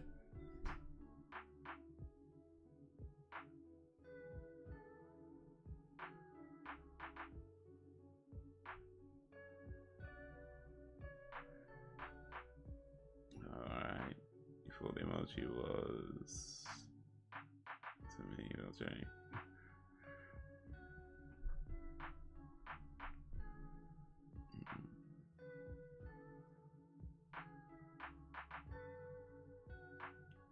Fries, Jacob. I like fries. I'm loaded. Good fries with cheese, bacon bits, jalapeno. So yeah, on the side of the there you go. There you go. I'm just saying. Side dishes get a bad rap. They shouldn't have to be that way.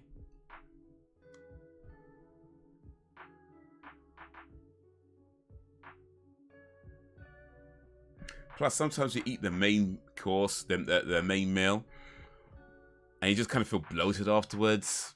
You know what I mean? Just kind of feel like, oh, why did I do that?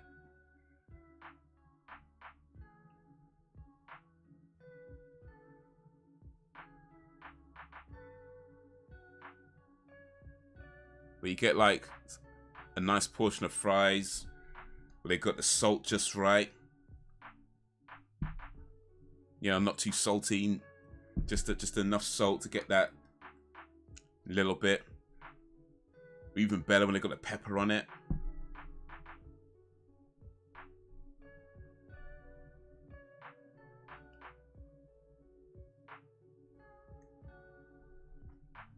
I'm just saying. Nothing wrong with being a side dish.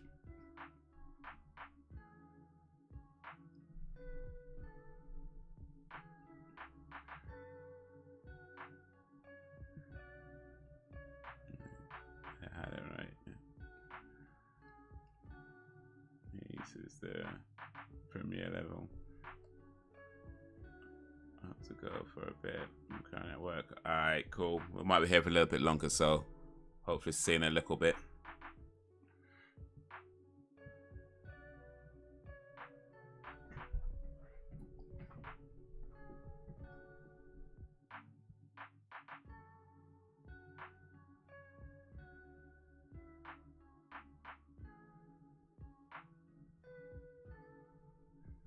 Don't you forget about me. That was The Breakfast Club.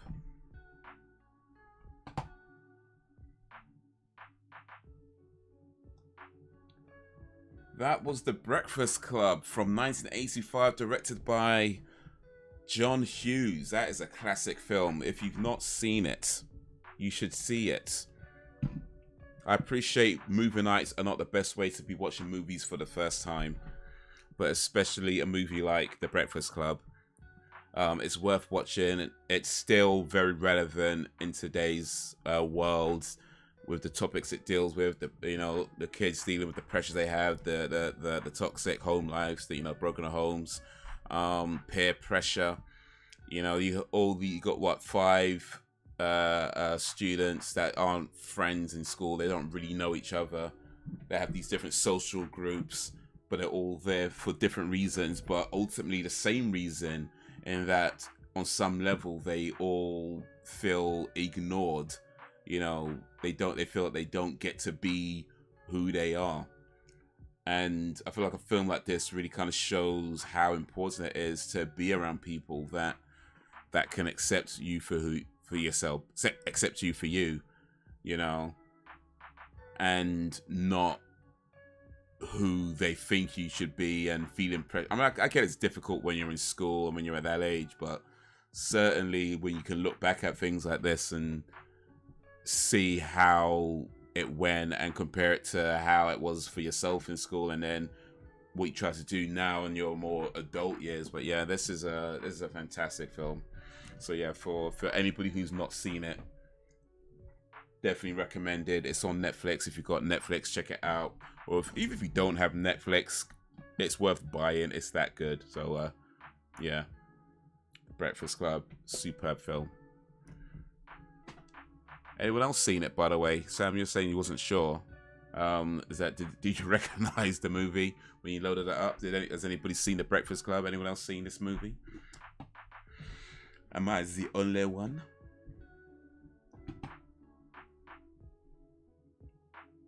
And you bought an adapter for your phone for your trip. That's cool. The smart code you're gonna. Yeah, I've got an adapter for that. So Yeah, it's a plug. So you know, you plug it into the wall or the socket there, and then you have a UK plug into it, and then you know you charge your USBs and whatnot. I've got it packed away, but yeah, I've got that. In fact, actually, I think I've got one here. I could show you. I've got one somewhere. Yeah, I've got one. Okay. So the box I bought came with 3. I'm not going to need 3 of them, but so this is it. So that plugs, you know, into their socket there, right? And then the UK one plugs in here, and then it would be like, where's it gone?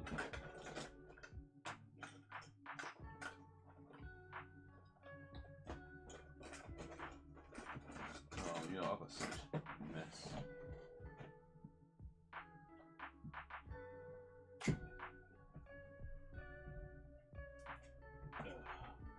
Yeah, so here we go. So yeah, this plugs into their socket, and then you have something like this. It's not the one that I'm taking because I have another one, but it's just one that just grabs that I have around. But you got something like this that goes in there, and then you know I could charge like, I mean, this one could do 3, but the one I'm taking you'd actually charge 4 different things.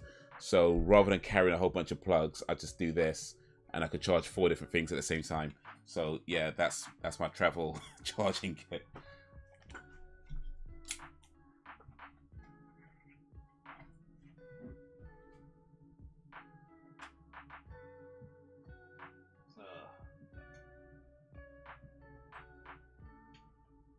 Alright, we gotta put that away.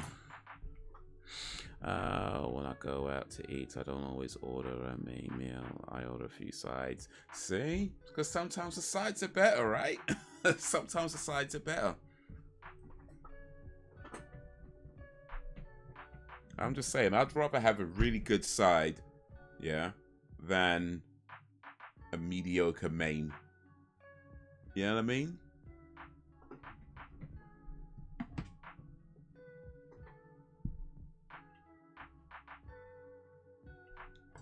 Side pieces get a bad rap, but the truth is, they could be just as good, if not better, than the main.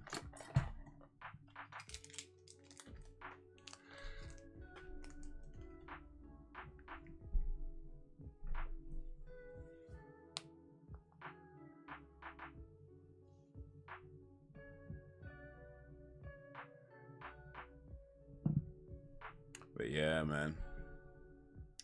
I is looking forward to going to Karachi. It's soon, man. It's soon. It's like the day after tomorrow. It's soon. I haven't been abroad for a long time.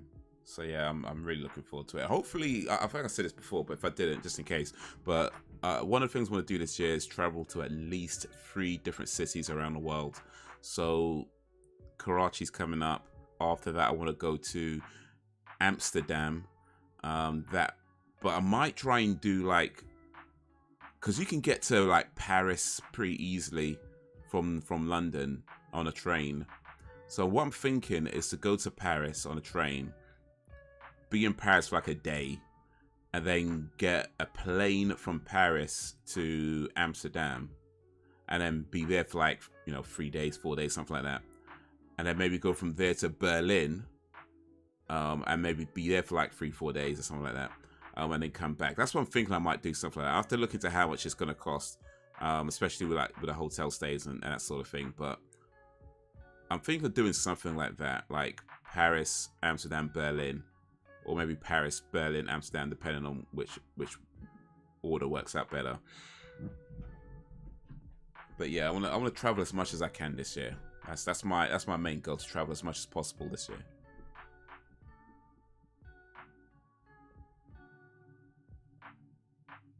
I've seen bits of it. Don't think I saw it all though for some reason. Oh, I see. But yeah, it's worth watching. It's definitely worth checking out at some point. It's an excellent film. Saw the movie a few times some years ago. Awesome. Then you already know. You already know.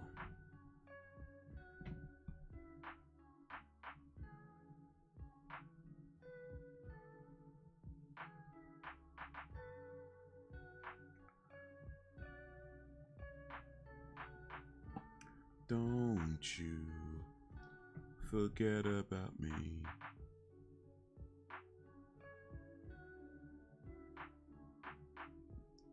Apparently the NFL world is disgusted by comedian's joke. I don't know what the joke is because I've literally just seen a headline right now. But it says here, NFL world is disgusted by comedian's joke. So, naturally, curious, what is the joke?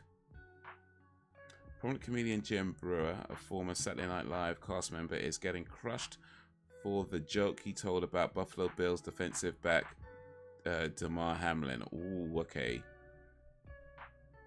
Okay, we know about what happened to Damar Hamlin. He collapsed on the field, had a heart condition, had to be resuscitated. So apparently this guy told a joke about that, which I'm guessing it didn't go well. They've got a clip here. During a Reawaken America event at Christian hate preacher Greg Locke's tent church, former SNL cast member Jim Brewer mocks flu shots, vaccines, and Damar Hamlin.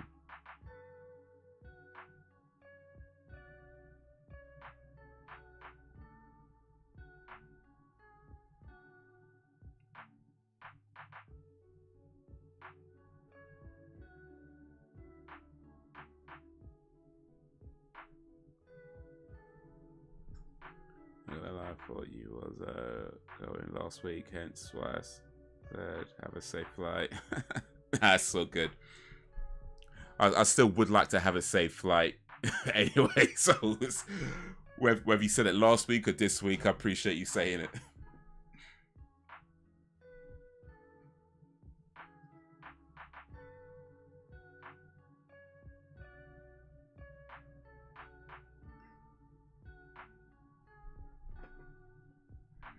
When you go to Amsterdam, I'm coming with you.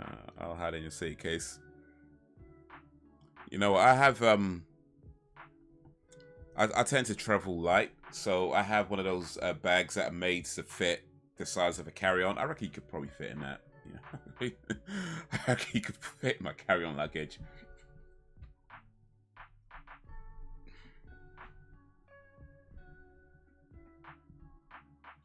It's like fold you there, around there.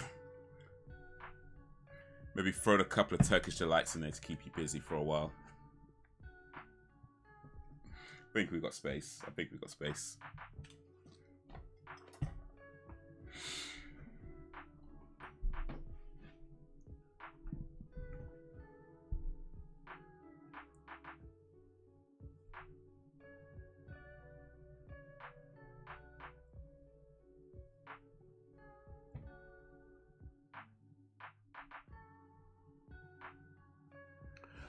I have not seen the trailer actually. It came out I think a couple of weeks back, didn't it? But no, I've not seen it. I actually tend to avoid trailers for films that I already know that I want to watch. So yeah, no, I haven't seen it. I think I just want to wait for the film is out. I mean, I don't know if I'd see it when it's out. Maybe it might be like some time later, but at some point, you know, I do want to see it. But the thing about trailers is that they have a habit of giving away a little bit too much, even when they don't intend to. You know, like even like trailers when they don't intend to give away, even like teaser trailers sometimes can give away a little bit too much at times without. I don't even know if they realize it. Like maybe it's completely unintentional, but even teaser trailers I find can sometimes give away just a little bit too much. So I'm like, you know, let me just. I'm good. I could wait for the movie and just watch it, and I don't want to have any kind of expectations or anything like that. So is that just when is this movie actually, by the way? Let me let's check that. So I think it's not too long from now, I believe.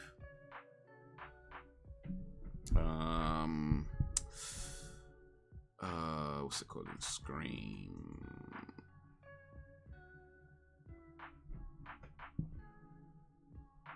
Jenna Ortega is back again.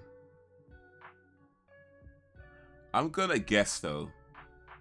I'm just gonna guess. Jenna Ortega is probably gonna have a bigger role in this Scream than she did in 5.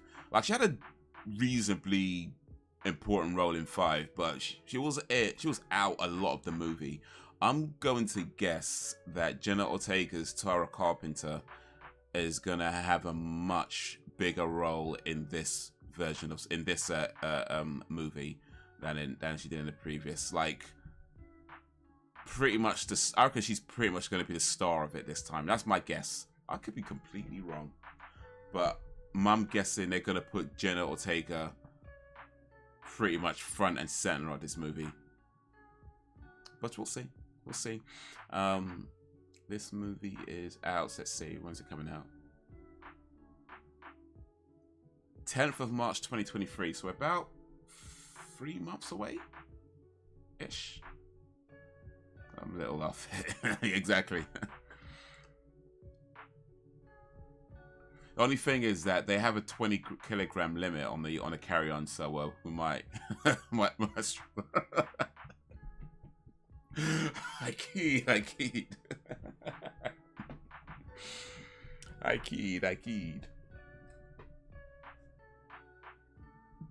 Although, to be fair, I mean, I'd assume most people do weigh more than 20 kilograms. So, yeah, 20 kilograms is actually a very, very light person. Like, that's actually unhealthily light for a human being to be 20 kilograms. So, yeah, it was meant as a joke, but then when I'm thinking about it, it's like, yeah, you probably would weigh more than, we should hopefully weigh more than 20 kilograms. That'd be dangerously light-weighted to be less than that.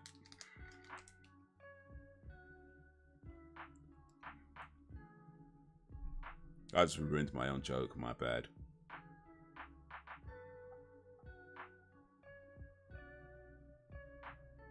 I've seen some of the, this is moving on, just swiftly, let's move on swiftly. I've seen some of the Scream posters though, they look pretty cool with the Scream 6 thing they're doing. With the way they've kind of written it.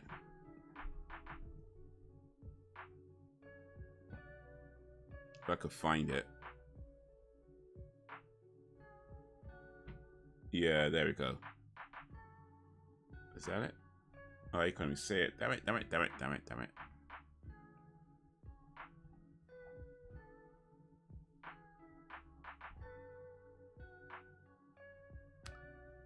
That's not what I want to do.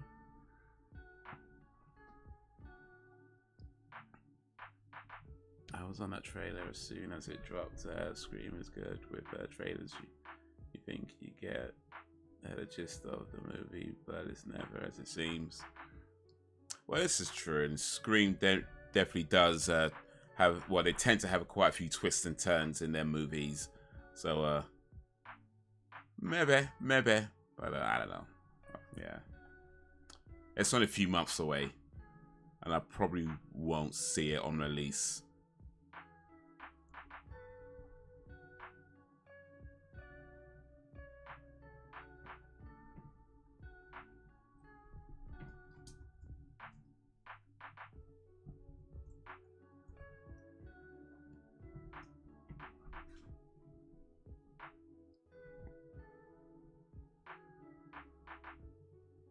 I can't find a good picture to show you of the Scream 6 poster where they've done like the way they wrote the M with like the 1 and the 5, 1 and the V, so it looks like, you know, a 6, or the V and the 1 rather, the other way around.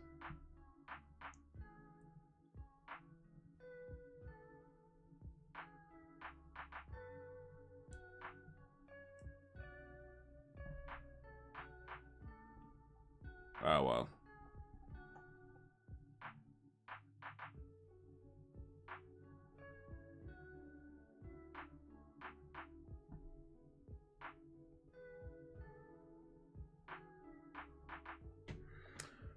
Ah, well.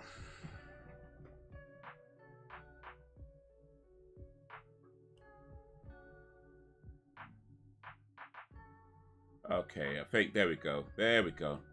So yeah, the way they wrote it there, I thought that was really cool. Scream 6. New York, new rules. Oh wait, so they're not in what's that town called again? Oh, they moved from that town. They're not in that small town anymore. Now it's in New York. You can take it. Cool, so good.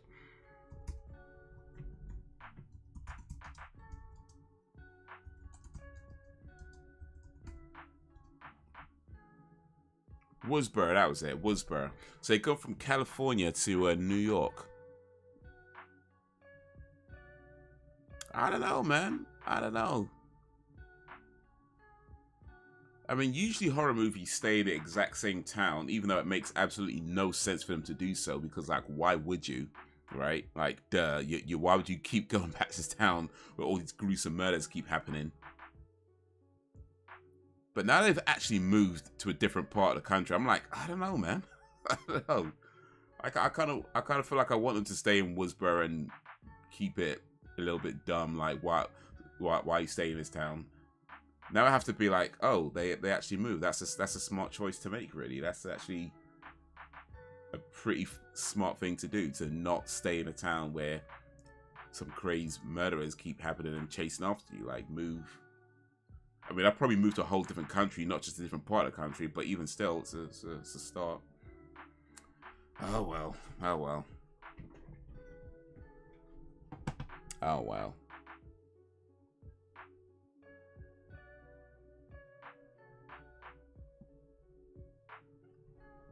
So Rishi Sunak, Prime Minister of Great Britain, got fined for not wearing a seatbelt in the backseat of a car. And when that happened, I was like, mate, I better check what the seatbelt rules are. I was like, damn. Sometimes people get into the back of my cab and, well, I'm not saying that. Let me not incriminate myself. I'm not incriminating myself. But yeah, I had to double check on the seatbelt rules of the UK. Be like, cool, make sure I understood them. Still though, I mean, I feel like the whole thing, I know like a lot of people like making fun of it or call it this, that, and the other, but my guess would be that most people don't actually care that he wasn't wearing a seatbelt.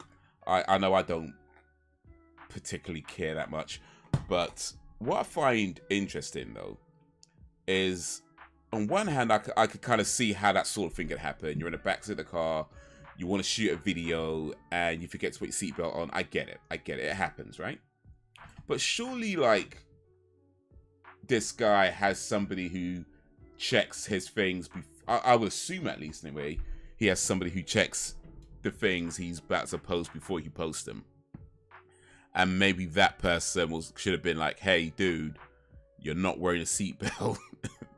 You know what I mean? I feel like that's where it's like, it really should have been spotted before. But hey, it's a Tories. He knows what's going on there. That's a...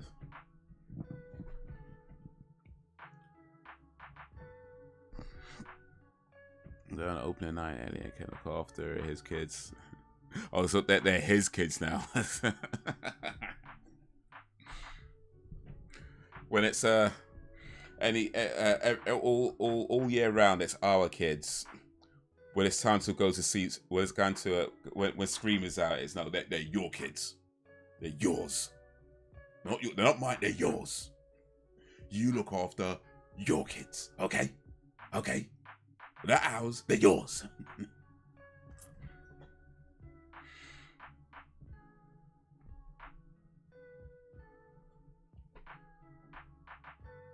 Long time ago in the US, seatbelts wasn't law. Don't know if the same parts of Europe. Woodsboro, yeah, Woodsboro. So no, I did check the seatbelt laws. So I mean, it's pretty much what as I thought it was. Yo, what up, Frozen G? So if you are the driver, you have to wear a seatbelt. This is UK law, by the way. So if you're the driver, you have to wear a seatbelt. If you are a front seat passenger, you have to wear a seatbelt. If you are a backseat passenger, now there's different like exceptions depending on the height and things like that. But basically, if you're under 18 and over the age of 3, if you're 3 years or older and under the age of 18, then you have to wear a seatbelt. So if you're a minor, you have to wear a seat. If you're a child, you have to wear a seatbelt. If you're under 3, then you have to wear a child seat. Have to be in a child seat unless you're over something height, and then you wear a seatbelt. If you're an adult in the backseat of a car, then yeah, you have to wear a seatbelt as well. However, if you're an adult in the backseat of a car and you're not wearing a seatbelt, you are responsible. As in, if you get stopped, you get fined, not the driver. And that's really what I was double checking. It's just what I was double checking. Like I ain't trying to get fined for nobody. Like I ain't trying to get fined for nobody. So just double check that. But yeah, you have to wear a seatbelt or some kind of safety thing in the car.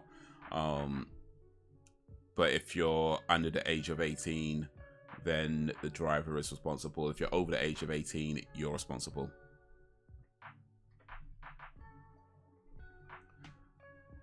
I'm looking forward to it, even with the New York thing.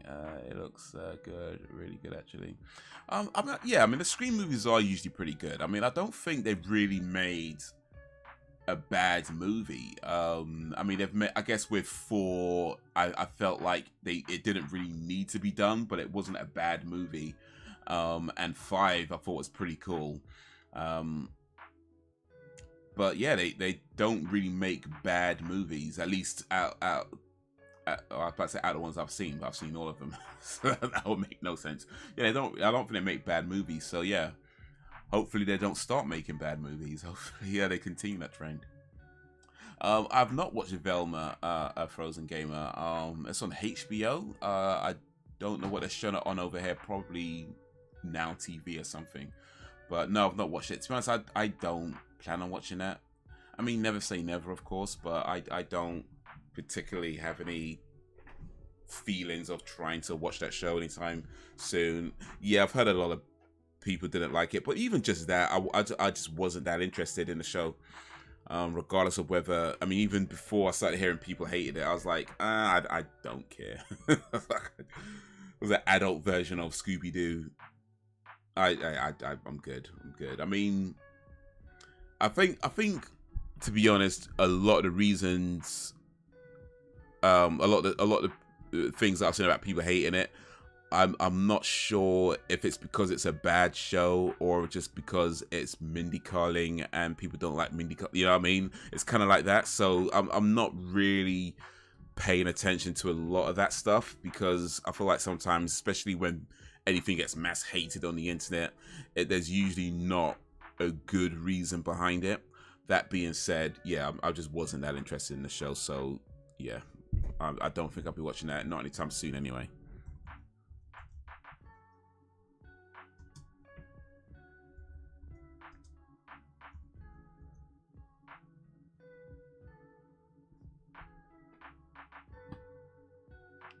But yeah, apparently a lot of people do hate it. Velma is now officially the worst show on TV, and that's on Forbes.com. Like, yikes. So yeah, maybe this is an occasion where a show gets mass hated, and it actually deserves to be mass hated. Maybe this is that occasion where it's like, you know what? Oh my day! Look at this on IMDb. It is currently rated at a 1.3 out of 10 with 45,000 votes. 1.3 out of 10 with 45,000 votes. Yikes. What's Rotten Tomatoes saying? Maybe now I'll watch it just to know how bad it is. That's what I'm thinking now. Maybe I should watch it just to know how bad it actually is. Like, damn. 1.3 out of 10. Oh, mate.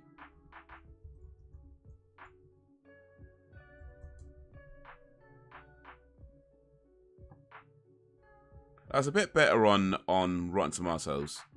Tiny bit better. it has a 6% audience rating. It doesn't say how many people voted though. Oh, let me see if I can find out.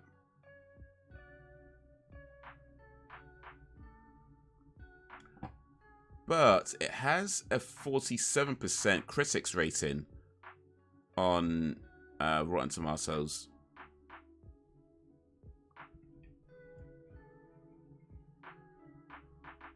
But yeah, it doesn't say how many people voted for the audience score. So it's 6%, but it doesn't say is that 5 people, 5,000. It doesn't say.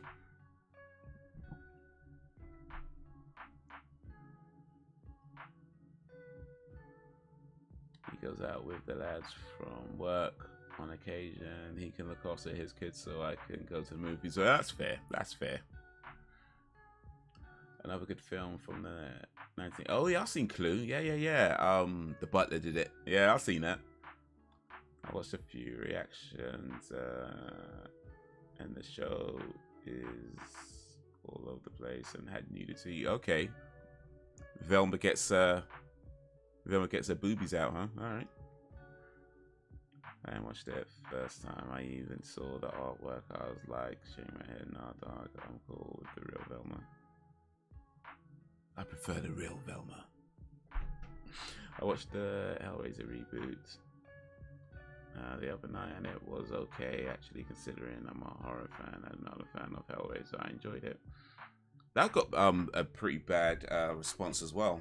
But that's the thing sometimes when movies or shows get really negative, overwhelmingly negative responses online. I feel like you kind of have to take it with a pinch of salt, just because a lot of times things get these mass hate campaigns or whatever.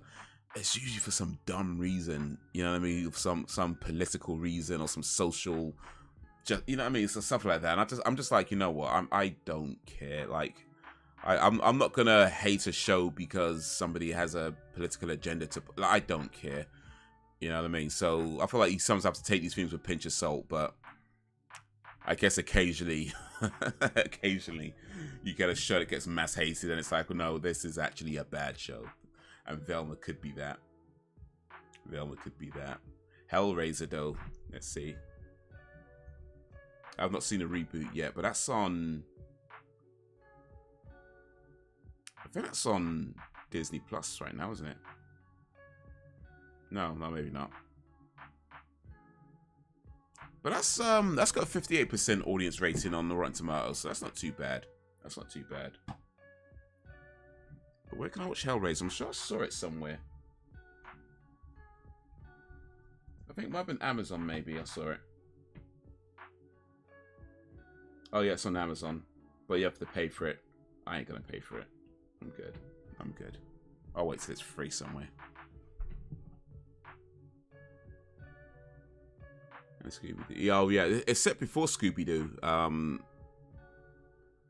There shouldn't be reboots and remakes because people are going to hate. I mean, I don't think there shouldn't be reboots and remakes. I don't think the idea itself is a bad idea to reboot or remake something, because I feel like there's a lot of stuff you can delve into the past and bring it to a modern audience, and I feel there's a lot of stuff you can do really well with, and there's been plenty of really good reboots and remakes. It's not that they can't be done. But yeah, it's like oftentimes people do these things because they're either trying to be a cash grab, or they just figured it's going to be popular. I don't know what they're thinking sometimes, but I wouldn't say they shouldn't do it. I do feel like there should be just more care and attention maybe that goes into these things, and not just like run with every dumb idea you come up with. It's like, okay, adult version of Scooby-Doo. Like it, I mean, an adult version of Scooby-Doo could be a pretty decent show, because the Scooby-Doo itself kind of in some way lends itself to adult humor in a lot of ways. Like the movies, for example, when they did those, they weren't adult movies, I know, but they still went with a few jokes, you know, that kind of pushed it a little bit, and it works, right? But yeah, I think you could do a more adult themed Scooby-Doo show. I don't think that's a bad idea, but yeah, perhaps the way it was done in this case. Yeah, maybe not. I don't know. Like I said, I haven't seen it, so I don't want to say too much. But it seems like it is just not good at all.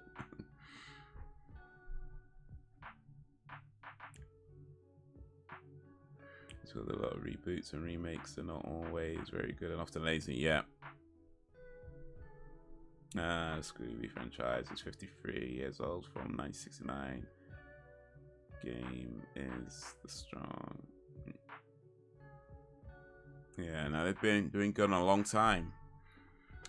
It's been going on a long time, and they've had a lot of different iterations of it. You know, from New Adventures, the movies. I mean, it's not as like it's never been rebooted before. I mean, there's like how many versions of Scooby-Doo are there at this point? Except it's in 1953.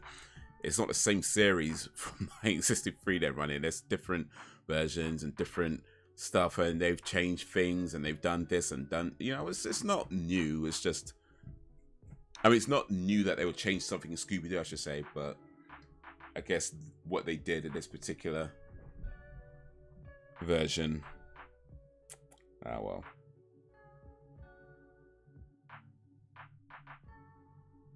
The 90s show, okay. I never watched that 70s show, but they seem to skip a whole decade, though. There's no that 80s show. What happened to that? They went straight from 70s to 90s. Like, what's going on?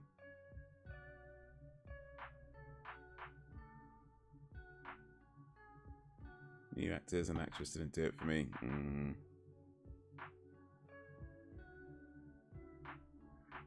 By the way, Scooby-Doo on Zombie Island wasn't the first time the monsters were for real. Sounds like Brax is a Scooby-Doo fan. I mean, I've seen a few, but I had no idea about Zombie Island. I didn't. I didn't know what. Okay, if you tell me that, I'm gonna believe you. But yeah. You said it like it was common knowledge, but it's like I didn't know. So yeah. Your gripe with the Hellraiser reboot was it could have done more with the gore, but it was okay. It's not. Oh, wait, snuck up on me there, right there. It's not brilliant, but it's watchable. I paid £1.99 to rent. I wasn't mad at it. There was Scooby-Doo and the Reluctant Werewolf. Scooby-Doo meets the Boo Brothers Scooby-Doo and the Ghoul School and their show. Okay, £1.99 to rent an okay movie. I guess that's not too bad. That's not too bad. But like, as long as you got something out of it, even if it's a bad movie or a bad show, whatever, I think as long as you get something out of it, then you haven't wasted your money. You know, that's how I feel about these things, because you're not always going to get a great movie. You're not always going to get, you know, a masterpiece or whatever. But once you paid your money, as long as you got something out of it, I think you did okay. I think you did okay.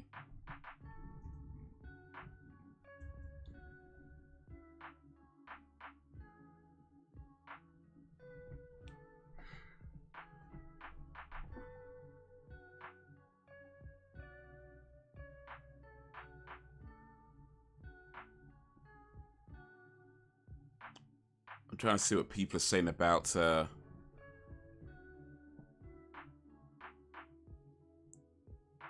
is what people are saying about Velma. This is the most recent user review on Velma. This show is absolute beep. I wouldn't say dog beep, but thankfully the lovable mascot isn't in this series. Norville probably sold him off to buy chocolates for Mindy. I mean Velma. Also, I am of Indian descent, but I have never cared about representation. I can relate to people of any skin, and anyone should be able to relate to me.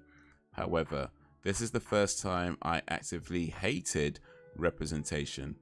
Velma and Mindy do not deserve to represent me nor any other Indian. Wow, that's pretty harsh. That is, this guy gave it a half star out of 5. Not even a full 1 star this guy gave it. He gave it a half star out of 5. Oh wait, he's written more. No, he hasn't. No, he hasn't. My bad. My bad. He hasn't written more. That's a harsh review, isn't it? Damn. Oh wait, there's a person who gave it 5 out of 5. This person gave it 5 out of 5. Let's see what they said. I watched the first episode and immediately decided to hate it, but I gave it a day and went back and honestly started to watch it as a show separated from the Scooby-Doo. I remember... Oh, wait. Sorry, I read that wrong. And honestly started to watch it as a show separated from the Scooby-Doo I remember. And it is a really good show so far. If you've watched the first episode and decided you didn't like it, I suggest you push through and you might find it an enjoyable show like I did. Okay, so this guy's saying that he watched it, didn't like it, but thought, you know what? Let me give it another chance. I'm going to just not look at it as connected. It's going to be looked at as a separate thing. And he really liked it, gave it 5 out of 5. And both those reviews are about 2 hours ago, so they're both pretty recent. So that's interesting. That's interesting. But yeah, I do think that when you watch things, definitely try to have as few expectations as possible. I think that's one of the mistakes that a lot of people make, is that they have so many expectations of what a show should do or what a show should be. And it's almost certainly never going to live up to the expectations you have. So just let it do what it does, let it be what it is, and then go from there. I don't care that much about the trans person playing Pinhead. Anyone can play Pinhead. It's a Cenobite from hell. I don't see the big deal myself. Yeah, that was that thing, wasn't it? I think some people said something about that. I mean, to be honest, I mean, Pinhead was kind of androgynous just anyway, so it's like, so what? People get mad over silly things. People get mad over silly things.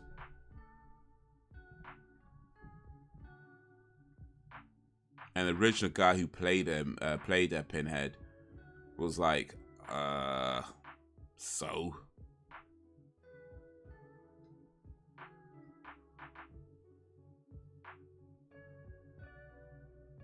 As a kid, saw the 2 live-action films at the movies with my mother. She wanted to see him too. Love Scoop's Uncle too.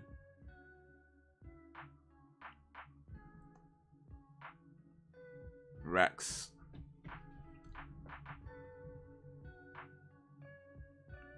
Scooby-Dooby-Doo.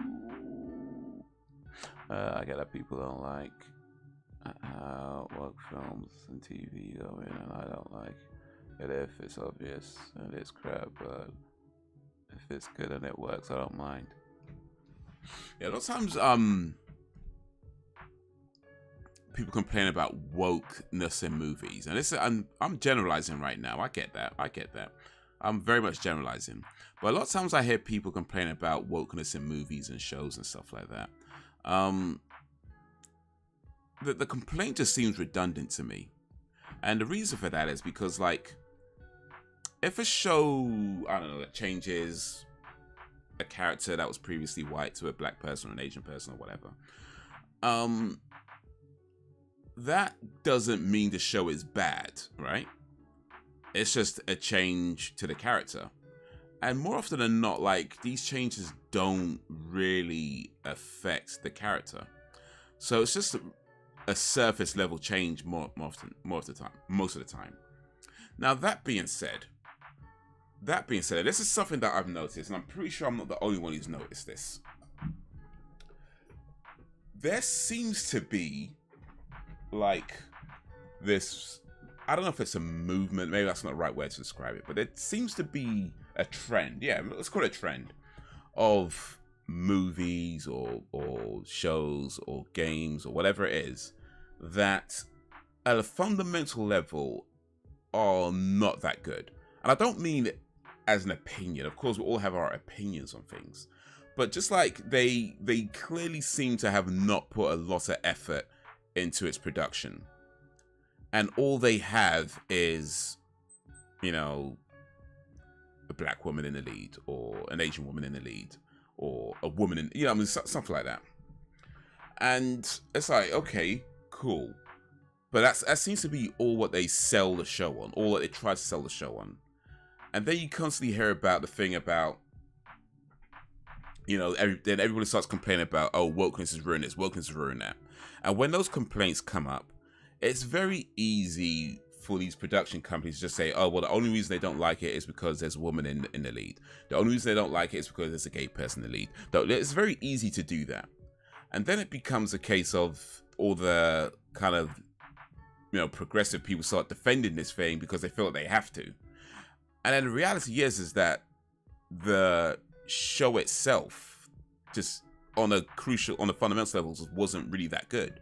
But instead of people to concentrate on that, oftentimes people just go straight to, oh, woke doesn't ruin everything. Woke is bad. Woke is bad. And you do that, and it's just like, it's easy pickings. You bulletproof the show now. You just bulletproof the show by complaining about the wrong thing. You know what I mean?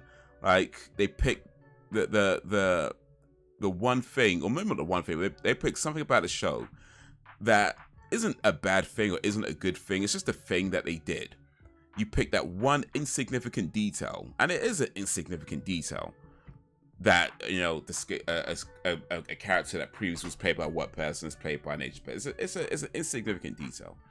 But people pick that one thing and complain about the wokeness of a show, and then that show is bulletproof, because it's very easy to just be like, to send out the story, and you see the headlines about, you know, racist bigots or sexist bigots or whatever it is hate this show, and that becomes, the moment you say anything about a TV show or movie not liking it, it's immediate. Oh, you only don't like it because of, no, it's just a bad show, you know.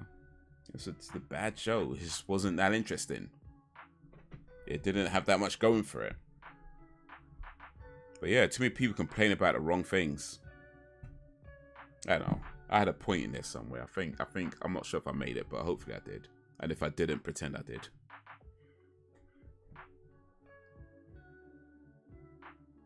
Didn't really get into Hellraiser. I saw the first 2 or 3 films, and that was it. Like, nah.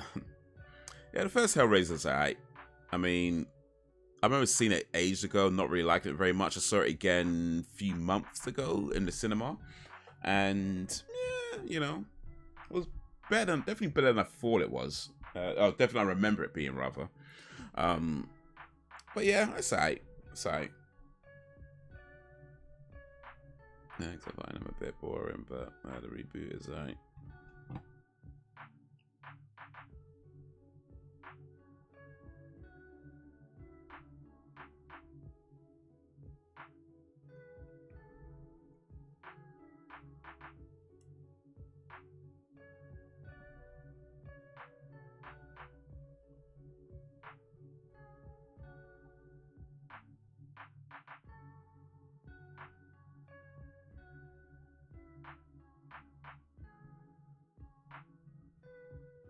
Having said, I can understand when they made Anne Boleyn black, because she was a real person.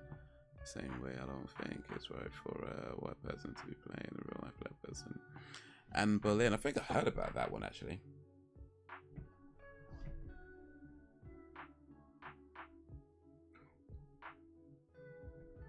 I believe I remember hearing about that.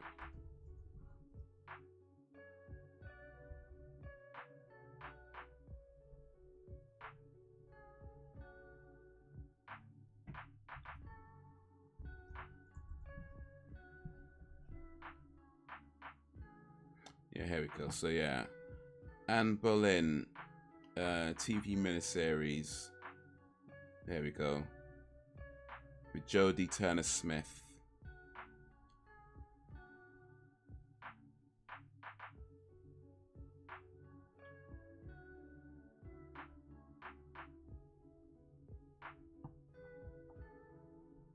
So is this like revisionist history, or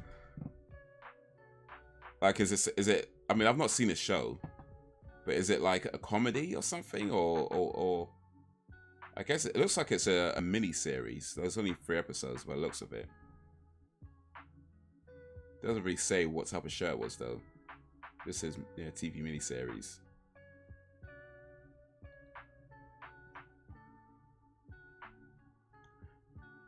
But yeah, if it was supposed to be a real life account, I mean, well, actually, let me rephrase that. TV movies are never going to be real life accounts, right? They're always going to have some kind of level of dramatization to it.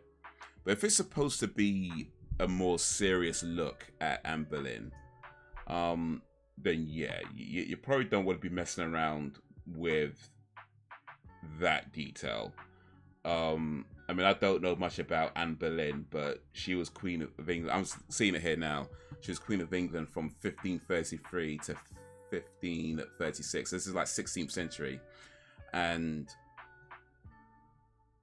yeah, I just feel like you might very quickly run into some very awkward scenarios if you have it played by a black woman. You know what I mean?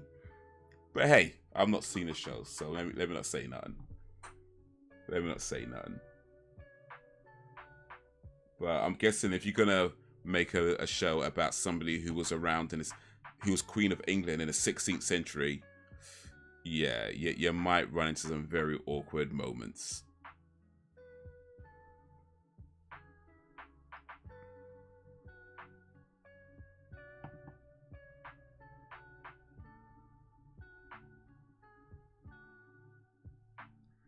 The characters though is like grow up and get a laugh over it, and yeah, wasn't into it, and then there's a reboot.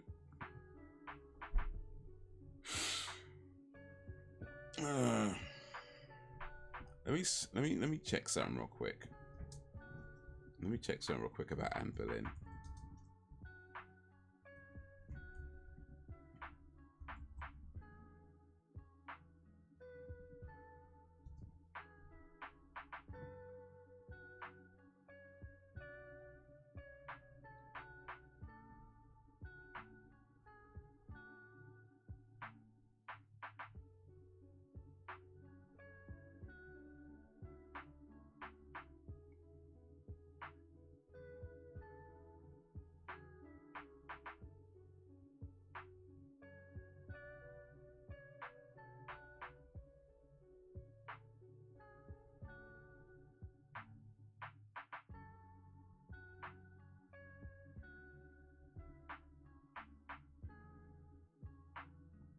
Okay, no, I can't find that, but anyway, it don't really matter too much. Europe had black rulers too, so you know, dark. Oh no, for sure. Anne Boleyn was not one of them though. So it's just that. It's just that.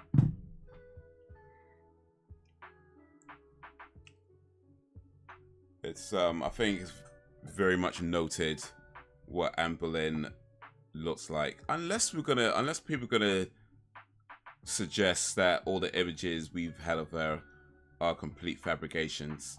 Maybe, who knows?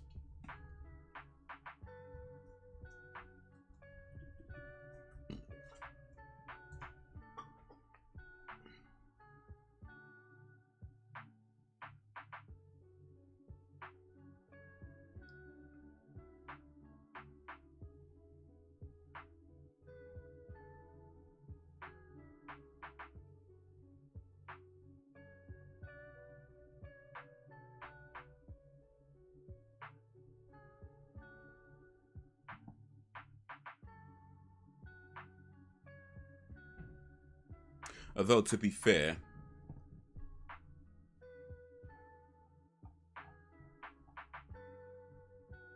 they did have Elizabeth Taylor play Cleopatra back in the day. So I guess we're even now. Jodie Smith playing Anne Boleyn. We're even now, yeah. We're even. Actually, no, we're probably not even. I think no, I don't think we're even. We're not. I think we've got a few more to go. Maybe like 2-3 more to go, then we're even. But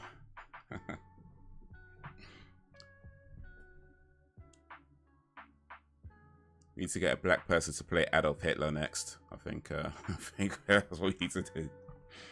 Get a black guy to play Adolf Hitler. Then we'll be even. Then we'll be even.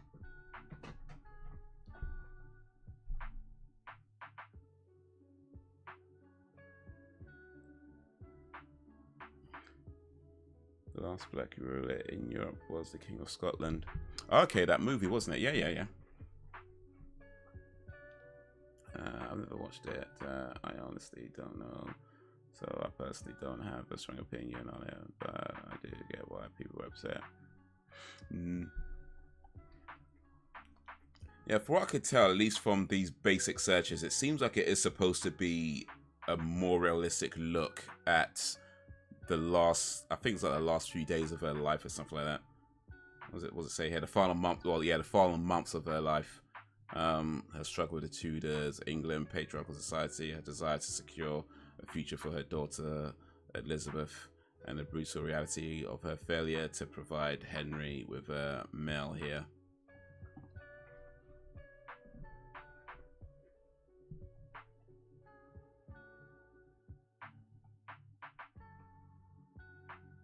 I mean, here's the thing. I'll say that I don't know if I'd have a. I mean, look, if people are gonna, yeah. But I would say that I personally don't think I have an issue with this. But what I would say is that if we're gonna do this, then all bets are off. You know what I mean? Like, just let it fly, let it fly. Like, if we're gonna be like, hey, we're just gonna have a good actress play this role. Doesn't matter that, you know, completely different ethnicity from the actual person. If you're gonna do this, cool, but then let it fly. You know what I mean? Let it fly. Next time they make a Malcolm X movie, get a white dude to play him. You know, just let it fly. Just let it fly. Can you imagine that Malcolm X movie with I don't know, Chris Evans played by Malcolm X played by Chris Evans. That's Chris Evans, Captain America, by the way, not Chris Evans, the breakfast TV guy. I'm just saying, if we're gonna do this, then let it fly. let it fly. Just call it all off. If it's not just gonna be fictional characters, if real life characters, if real life people, historical people, can get it as well, then hey, just let it go, man. Just let it all go.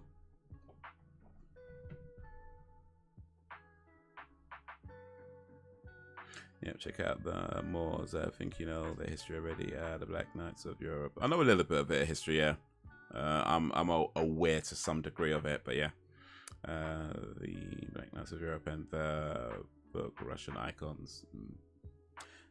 I mean, I know. Yeah, I know the history to some level. I mean, it was like I read somewhere that it's believed the first people to come to Europe.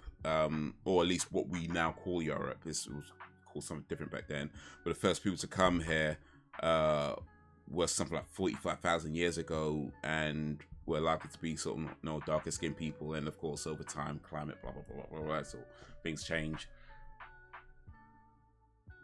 I don't want to see a black dude play Hitler now. I'm just saying, first, that's what we're gonna do. I mean, I'm kind of for it, to be honest with you, like, because when you think about it, when you're casting for a show, you should just cast whoever can play the role well, right? It shouldn't even matter whether, you know, black, Asian, whatever. If they can play the role in the way that you want that role to be played, then hey, go for it, man. Go for it.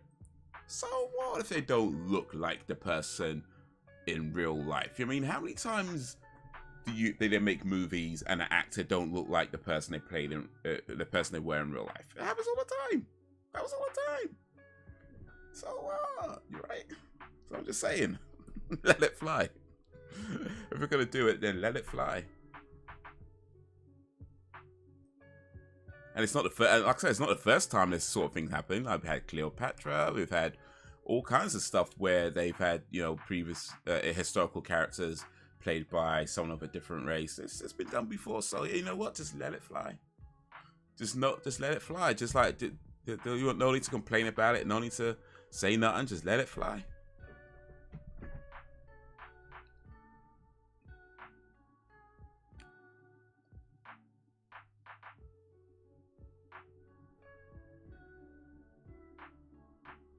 Yeah, since black people are the oldest group. Yeah, going back to the Africa days.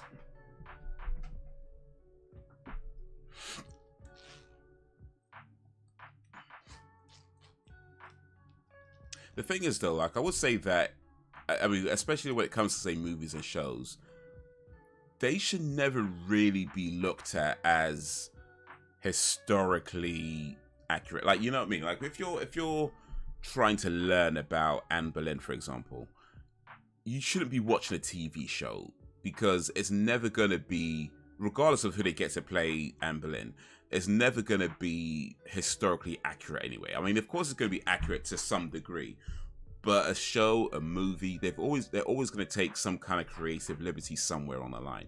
So really and truly, like, I feel like when people do complain about these things, I mean, I get it on one hand, but at the same time, it's like these things aren't historical reference points. Like, movies and TV shows are not historical reference points. If you want to learn about these people from the past, you should be looking at books, you know, finding people who study these things and learn from that.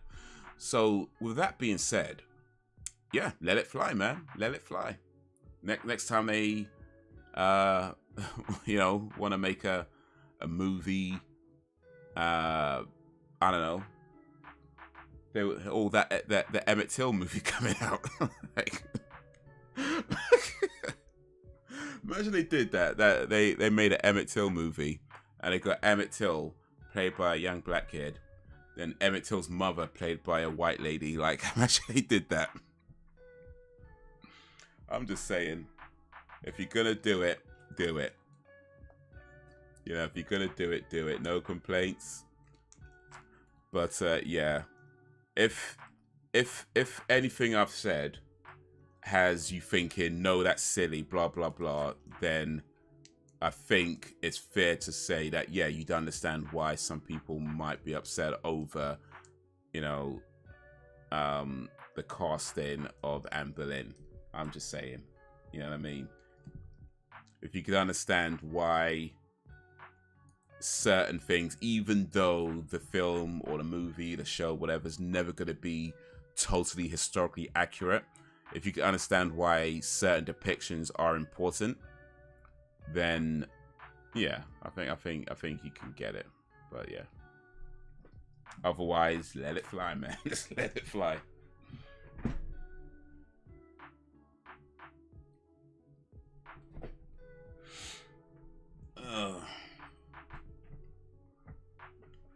I would agree. The best actor or actress should get the role, regardless of race. But those days are long gone. Indeed.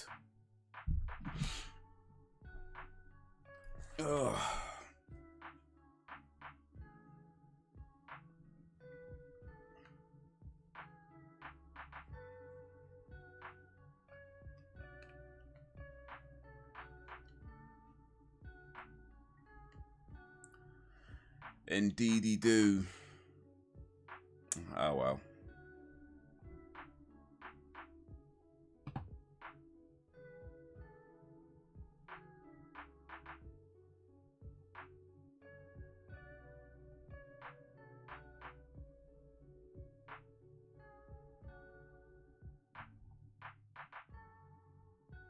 Efi.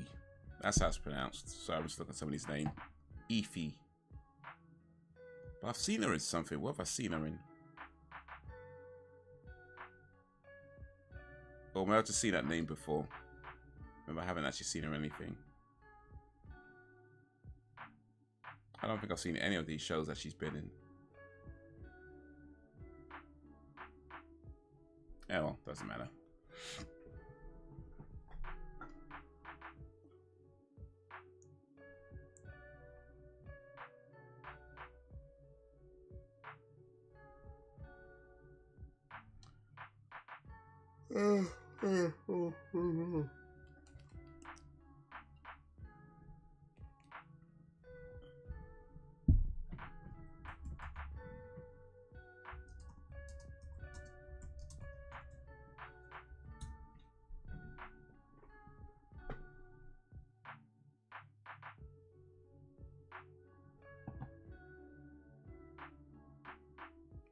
might see if I can do this tour.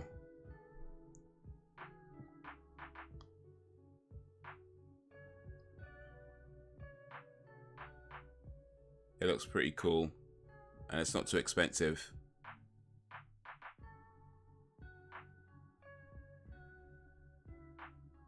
It's only like 60 quid.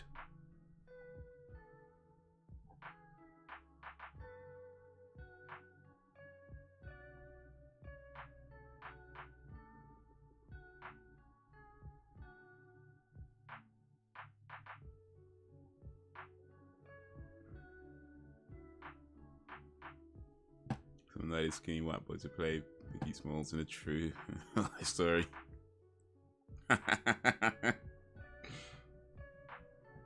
Well, as long as he's got the glasses on, I think you're fine. It's just as long as he's got the glasses on. Can you imagine that though?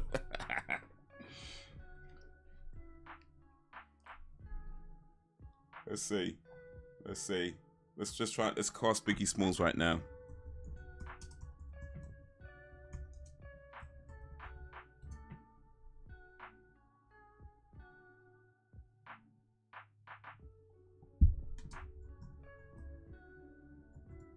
Let's see if we could cast skinny Biggie Smalls right now.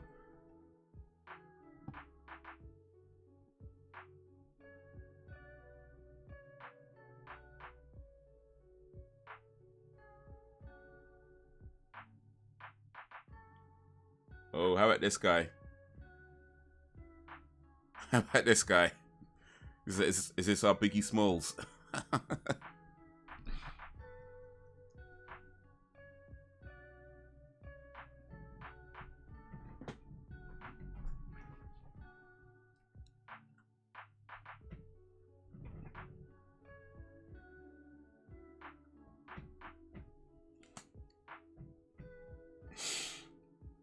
Yeah.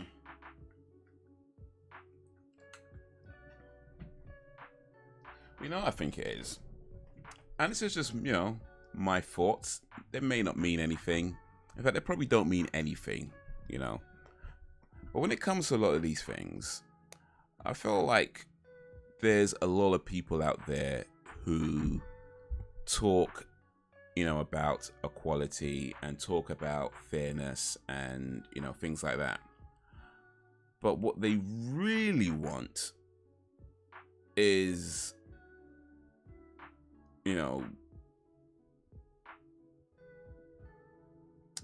how can I put this? What they really want, in my amateur view of it all, is to establish some kind of authority, you know, to speak and have everybody else not say anything. Just like my way, and that's it. That's it, because that's how it feels like when it comes to a lot of these things. Like, it's less about, as much as they talk about equality and fairness and blah, blah, blah. And that's all great, because I think we're all for equality and fairness. We're all for it. But I feel like there's a lot of people who say all that stuff. They talk all that good stuff. But the truth is, that's not really what they want. But hey, that's my amateur view. The tour. Oh, you know, you probably can't even see it on this thing, can you? Where's it gone?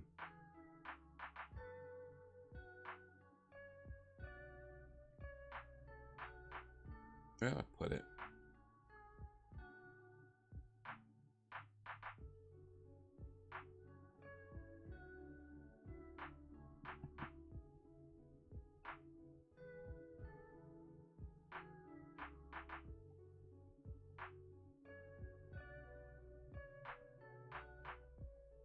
Let's let me do this. This tour. For doing channels and stuff, just like regular careers. When you start making up 70 or 80k, you're good. Just keep on increasing the income.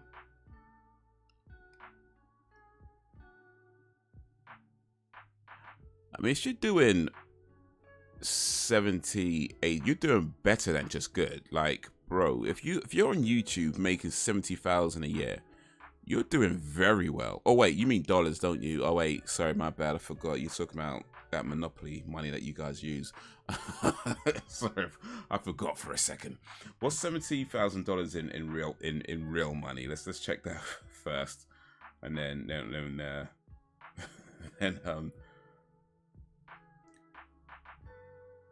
see what that is. One sec. $70,000.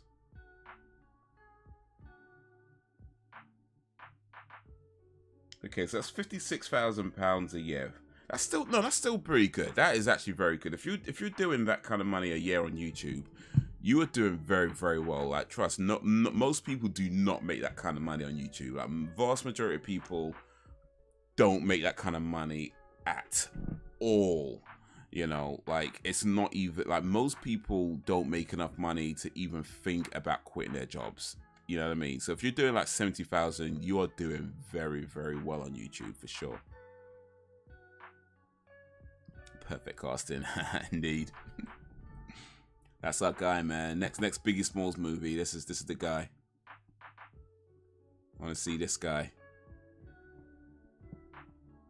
Yeah, YouTube, Twitter, Facebook, Instagram, whatever else. Before you know it, be making 100K.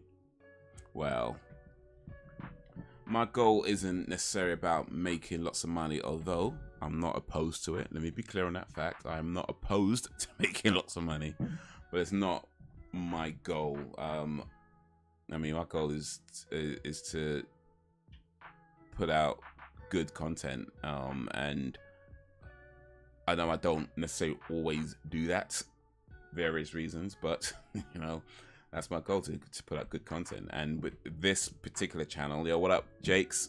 With this particular channel, I guess it's less about putting out good content, but more about just being in the moment. You know, I tend to do a lot of live streams here. I was doing some reactions for a while, and you know, I might do those again.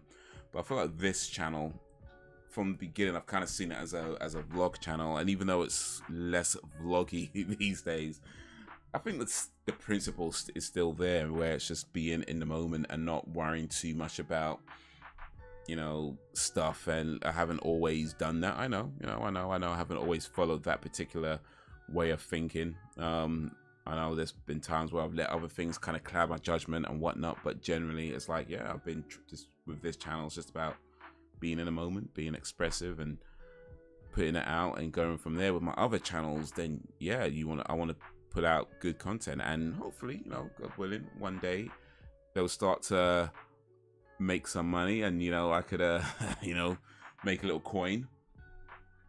But yeah, I don't want to make that my goal. I think the moment you start making money your goal, then the decisions you make become more based around what makes you the most money, and less around what is the best content you could do. You know, and I always want to try and put out the best content that I can do, and not just like because I mean, look, I'm not above trying to capitalize on trending topics. I'm not trying to say that. If you know, if I can do something with it, if there's something trending and I feel like I could do something with it, then cool. But I also don't want to chase that either. You know, I don't want just to put out videos where I'm just constantly chasing after the trending thing. And then because you're putting out stuff that the vast majority of the times you're going to be putting out things you know nothing about, and you're just attracting people based on this thing that's searchable, but they find you and it's like, well, what are you even talking about? So I don't want to do that. You know, I want to try and put out the best content I can put out, and if I can put out good content with something that's trending, cool. But I just don't want to make that the focus, because I feel like your decisions get based around things that take you away from your creativity, rather than things that help you to improve your creativity, and I'd rather do that. So yeah, you know, maybe one day, hopefully one day, God willing, one day, be making some coin on this thing, but until then.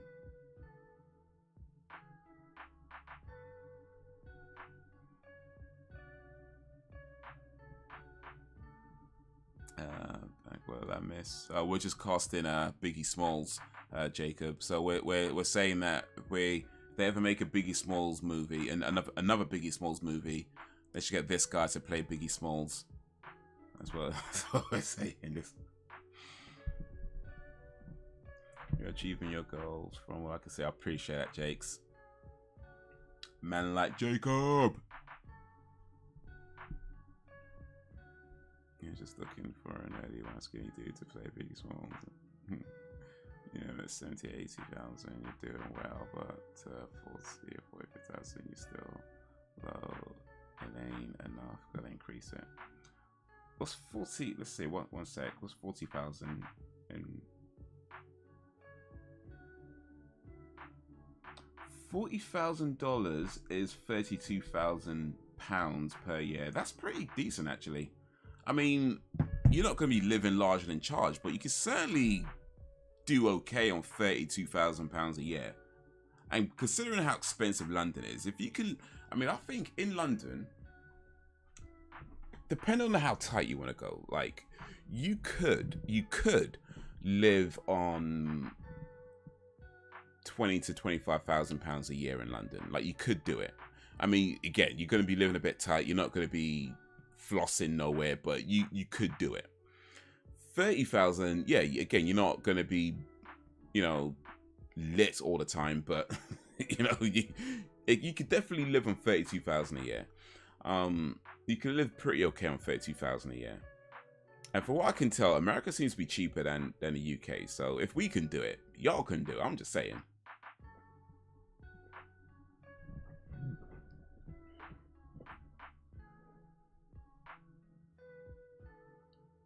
In plenty to where you can afford a decent, comfortable lifestyle is the thing. Pretty much, feel me?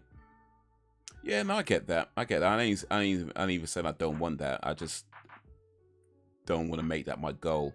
For me, it's like I mean, I work, so you know, I do the cab stuff, right? And I do financially, I do okay with that. You know, don't get me wrong. It's always we could all do it more money, right? But I feel like I do okay with that, and because of that, I don't want to feel like I must make money from YouTube, because I don't want to rush things. Because here's another thing, well, by the way, when it comes to that sort of stuff, is I do believe that there is such thing as having too much money, and it's like weightlifting. You know, when you go to a gym and you start lifting weights, right? If you're this guy going to the gym, you don't go straight to the 50 kilogram weights, right? You start on the lower weights and you get good at that, and then you work your way up. And I think it's the same with money. When you're used to having a little bit of money, you figure out how to make your life work with that. And if you go from having a little bit of money to all of a sudden having a lot of money, that's not good. That's not good. It sounds great, right? Because we don't think about the fact that you could actually have too much money. So it sounds amazing, you know, having all that money, because you're so used to having so little. But the problem is, now you've got all that money and your mindset was based around having a little bit of money. And the amount of times you see people who, like, you know, win the lottery, who go from being really poor to really rich overnight, and they end up broke within a few years. Like, that's not a coincidence. You know what I mean? It's not a coincidence. I think there's such a thing as having too much money. So I'm not. So what I'm saying is, like, it's just like weightlifting. You need to work your way up. You can't go from earning £20,000 a year to all of a sudden having 30,000, 300,000 million or whatever. You know what I mean? It's not gonna go well. Well, hope. Let me not talk in absolutes. I believe like most of the time it's not going to go well.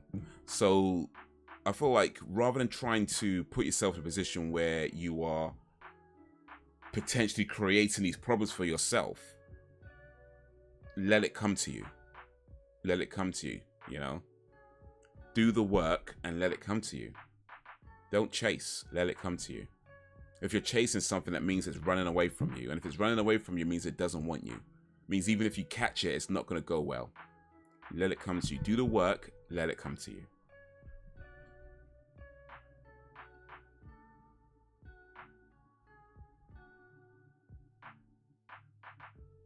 Not sure that'd be great, cause Green Day Keys, obviously a perfect for the role.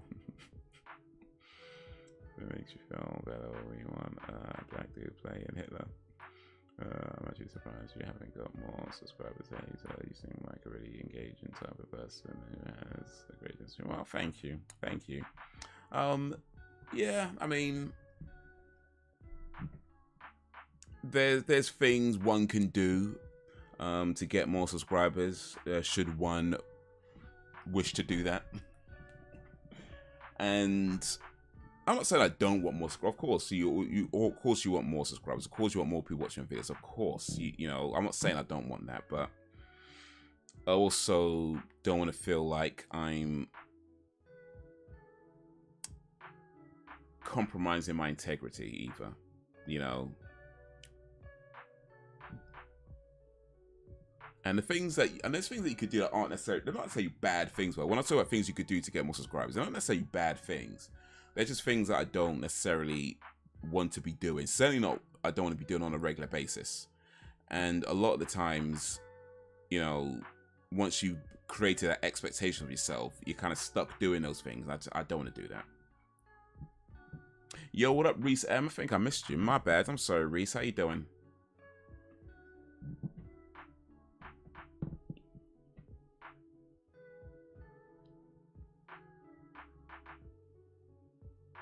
Gradual process, agree, logics, it's well if you work your way to that goal. Indeed, just money. Over here, it's still not enough, 20,000. And you said that you every guy on here was talking about doing the channel. And him and me meeting up because he go for the fashion. Yeah. Not too bad, I had a chill thing. Solar TV, easy days, nice. I like the fact that this is a little chill channel. It gets a bit crazy when there's like 300-400 people in the stream. No, true that. I think if I suddenly became rich now, I would be more smarter with how I would invest the money. Yeah, I think I mean, hopefully I would be, because I know I've been in a position where I've had lots of money and I didn't handle it very well. And hopefully that means I've learned from those mistakes. But yeah, I still wouldn't want to just go straight from like where I am now to all of a sudden be the multi-millionaire overnight. I just feel like that's too big a gap. It's too big a gap, and the temptation to, because you're not thinking about, at that point you're not really thinking about what you're spending, where you're spending it, and I feel like the temptation to just go wild. I don't think I'd want that. So as much as I'd like to have 300 million, I'm not saying I don't want it. And best believe if somebody actually offered it to me, I probably would say yes. I'm just trying to keep it. I probably would say yes if someone actually offered me that kind of money. I was like, yes, please, thank you. But I think in truth, yeah, to go from, you know, here now to there is such a massive jump to do it that quickly. Like to go like maybe a little bit up, a little bit up, a little bit up, and eventually get there, cool. But to go from this to that overnight, or just yeah, I just feel it's too big a gap too soon.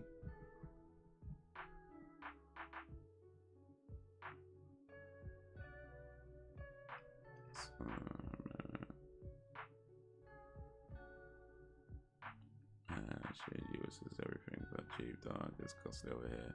Still, like you said, you do it. Anyone can if you put the work. And you're lucky to have hookups, no props. And if I was rich in my late teens, early 20s, I would squander it. Yeah, that's pretty much what I did. Well, I wasn't rich, but I just had a lot of money and not very many responsibilities. This is another good combination. You know,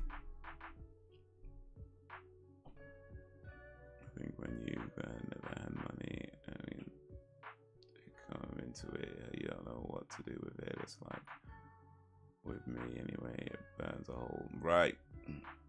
Yeah. I probably would say yes. There is no problem.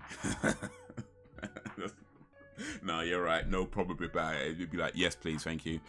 Even now, me saying how dangerous it could be going to having that bigger jump in money, I'd still say yes. Like if somebody actually offered me that, I'd be like, yes, please, thank you, thank you.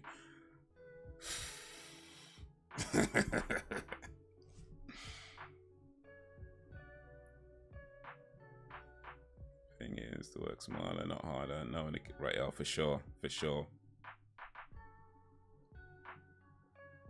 Yeah, I got my inheritance in my mid-20s. I am ashamed to say I wanted it big time. Okay. Oh, yeah, I thought, yeah, it's wasted a bit. Okay, yeah. But yeah, it's like you're at the age, you know, you're still young, you know, you're still in that kind of party age. I get it, man. Probably would have done the same. Well, kind of did the same thing. So yeah. If I got loads of money, I would buy all the PlayStation 5s and. Now that's just cruel, isn't it? That's just cruel.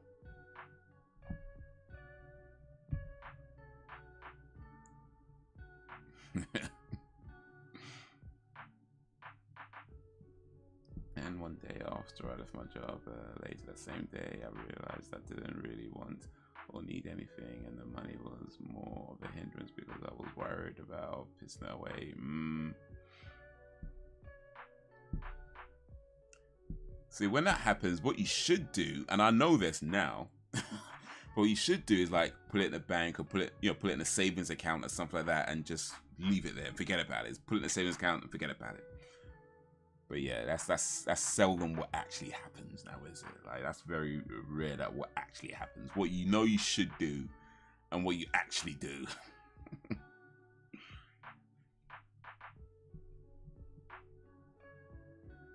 I was partying and buying name brand clothes. Oof.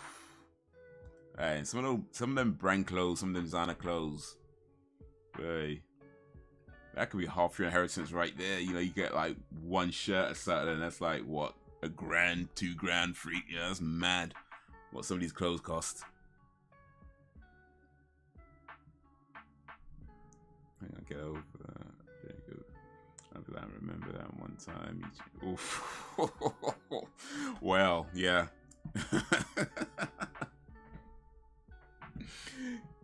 That's, you know what, that's that's the ultimate trump card though, isn't it? That's the ultimate trump card. All this time Elliot thought Sam took him back because she'd forgiven him. It's like, nope, so she could hold it over his head. So the ultimate trump card is like, whatever it is. Remember that one time?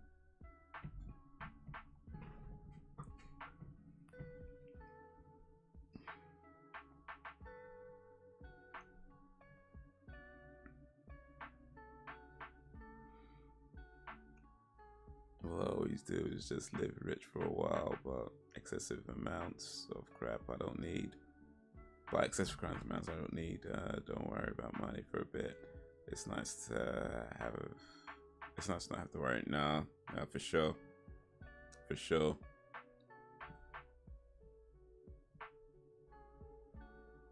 You can't say nothing.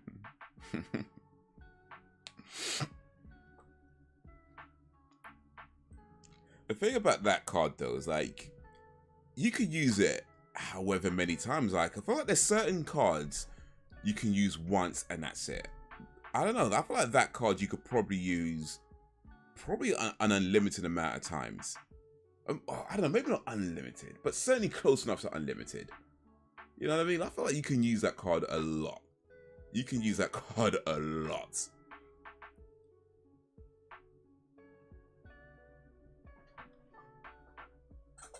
It's like, I don't know if it's enough to say unlimited. There probably is a limit to the point where it's like, damn it, you've had enough. But I reckon you can use it a lot. Certainly as close to unlimited it can be, if indeed it isn't unlimited. You can use it a lot, I reckon. I reckon you can use it a lot. Though that being said, you probably shouldn't take advice from me. I'm just saying. Don't take relationship advice from single people. It's probably not a good idea. It's probably shouldn't do that. I'm just, Probably shouldn't.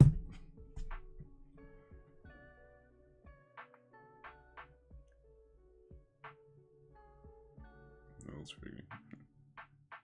Easy come, easy go. Yep. But I used to work. In sales, and at the time I was like, I don't know, like 22, 3, around about that kind of age, and I was working part time, and I was doing pretty well at it. You know, I was earning good money working part time. I was earning about as much money as a lot of full timers. Well, I mean, not a lot of, well, certainly some of the full timers. So yeah, I was doing pretty well. Of course, at the time I'm young. You know, you don't have like big bills or nothing like that. So it's pretty much just like all the money I earned, I keep for the most part. So yeah, it was just that age where I'm earning money. I'm not working that much. I'm working part time. I'm earning good money. I should save it. I should.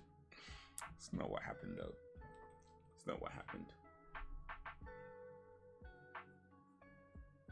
Bought a lot of video games. Bought a lot of video games.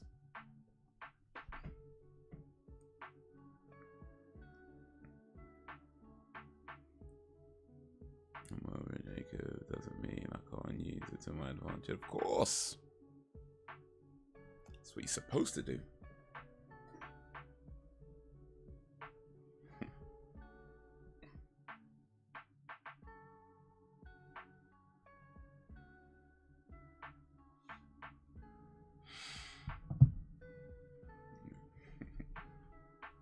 I guess, man, you live your life during that. Well, that's no, for sure. I mean, you learn your lessons, isn't it? You know, you learn your lessons. And the truth is, like, had you not done it that way, you wouldn't know the things you know now, right? So, silver linings, you know what I mean? It's like, I don't believe in regrets in that way. I mean, don't get me wrong. Of course, there's gonna be things you've done in your past that you shouldn't have done, or were bad, or whatever. But ultimately, it's like those are the things that shape you. Those, well, not just those, of course, but those are part of the things that shape you. You learn from the bad things. You learn from whether you made a mistake, whether you got something wrong, or whether you just did something really, really bad that you should never. You know what I mean? You learn from these things, and then it shapes you to who you become. So it's like, if you've hurt people, apologize. Of course, if you wronged anybody, if you've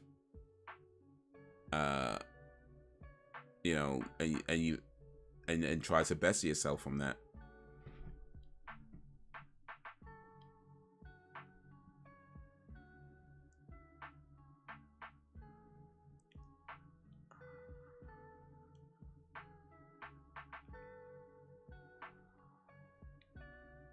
And then a quote is true. Life is what happens to you while you're busy making other plans.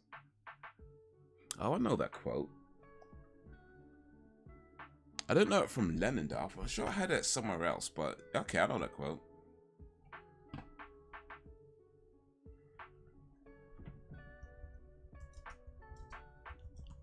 I know I've heard it somewhere, but I don't think I heard it from John Lennon.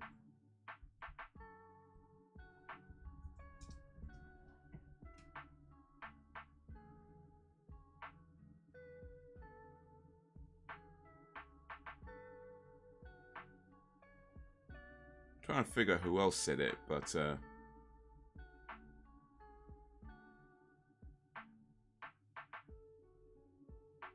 well, doesn't matter. John Lennon said it first. Expensive pair of shoes. He's like, no. I'm like, remember that one time? Yeah, get them Jimmy Choos.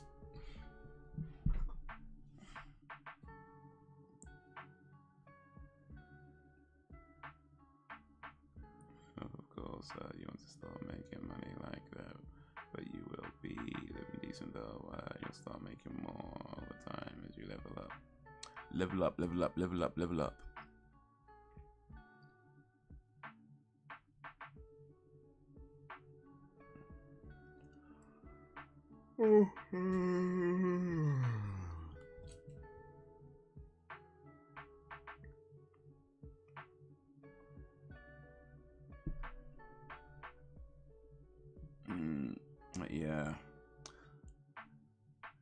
You only get one shot. Do not miss your chance to blow, because opportunity comes once in a lifetime. That's a quote from a 20th century poet. What's his name again?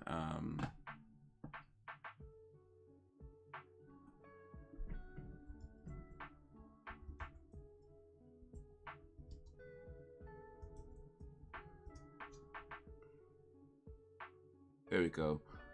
Marshall Bruce Mathers Jr.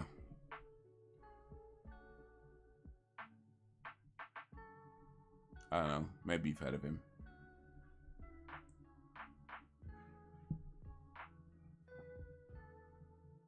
I'll use somewhere because I don't want to be edgy.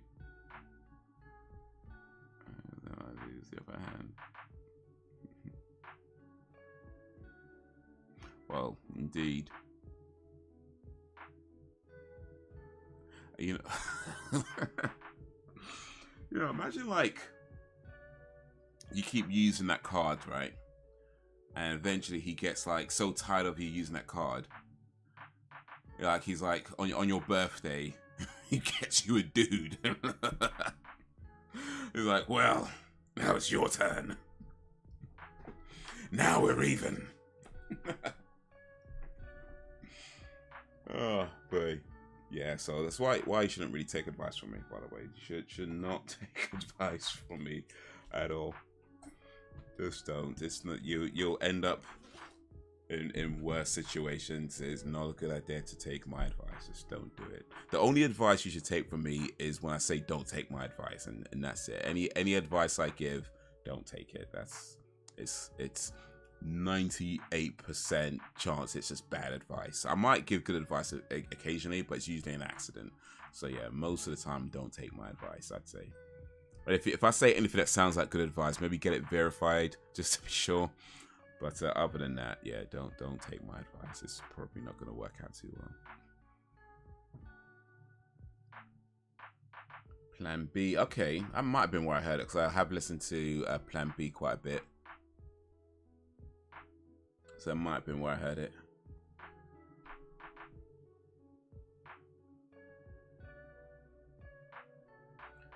Things are at the point over here to where a lot of people had to move back with their folks for the time being. Yeah.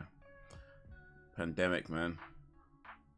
Remember that song came off one of Eminem's early albums. Whatever if that would be that was that one where he talks like killing his wife or something. Yeah. I remember that song. I think there's a lot of Eminem songs that probably don't go down too well these days, especially that whole Slim Shady period. Like, I think there's a lot of stuff like the Slim Shady period, the Marshall Mathers LP period. There was a lot of stuff from that era where if you heard it now, if they were made now, they'll probably get. I mean, to be honest, even back then, a lot of those songs got some backlash. So yeah, even accurate if they did it now, is like.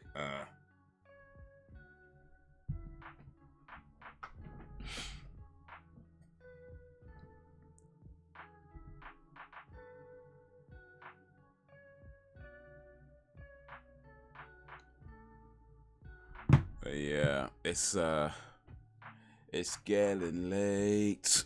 It is 8 minutes to 12. I should start winding this down and wrapping this up.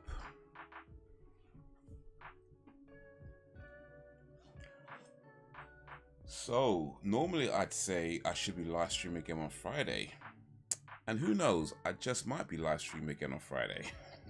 But if I am, hopefully it'll be in another country.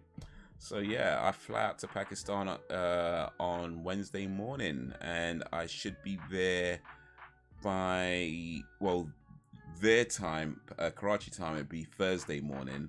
UK time, it would be Wednesday evening. So yeah, I'm probably gonna be sleeping for a little bit, all that jet lag and whatnot. But yeah, hopefully I'll try and do a live stream from somewhere in Karachi, maybe on the Friday, we'll see. But Take it easy, guys and girls, indeed. But yeah, this is hopefully not the last live stream this week, but the last live stream from this particular location for this week, at least. And yeah, and I'm really looking forward to it. I'm really looking forward to it. Like I said before, I haven't been abroad for a long ass time, so yeah, I'm really looking forward to it. I'm gonna take lots of pictures, take some videos, maybe even do a little vlog thing if I can. And yeah. Good. Yeah, next time. Oof. It could be the next time I speak to you guys, I'll be in a whole nother country. I ain't having him pick my guy. Alright, maybe get to a voucher or something and you can pick your own guy afterwards. You know, like I said, period, I got my ladies feel me, but dudes feet and socks had a better, and I maybe compose some fetish. Well, we'll see, man. We'll see. Like I say, times are hard, man. Times are hard, and everybody has their price. Yeah, for a week. Well, 5 days really. 4 days, 4 or 5 days, but yeah, just on a week. So guys, you have been awesome as always. I appreciate you and all that you do. Thank you for keeping me company. Thank you for keeping it lively. The village is strong because you make it strong. And we're only going to get stronger. So, until whenever, if ever, and just maybe in another country, peace.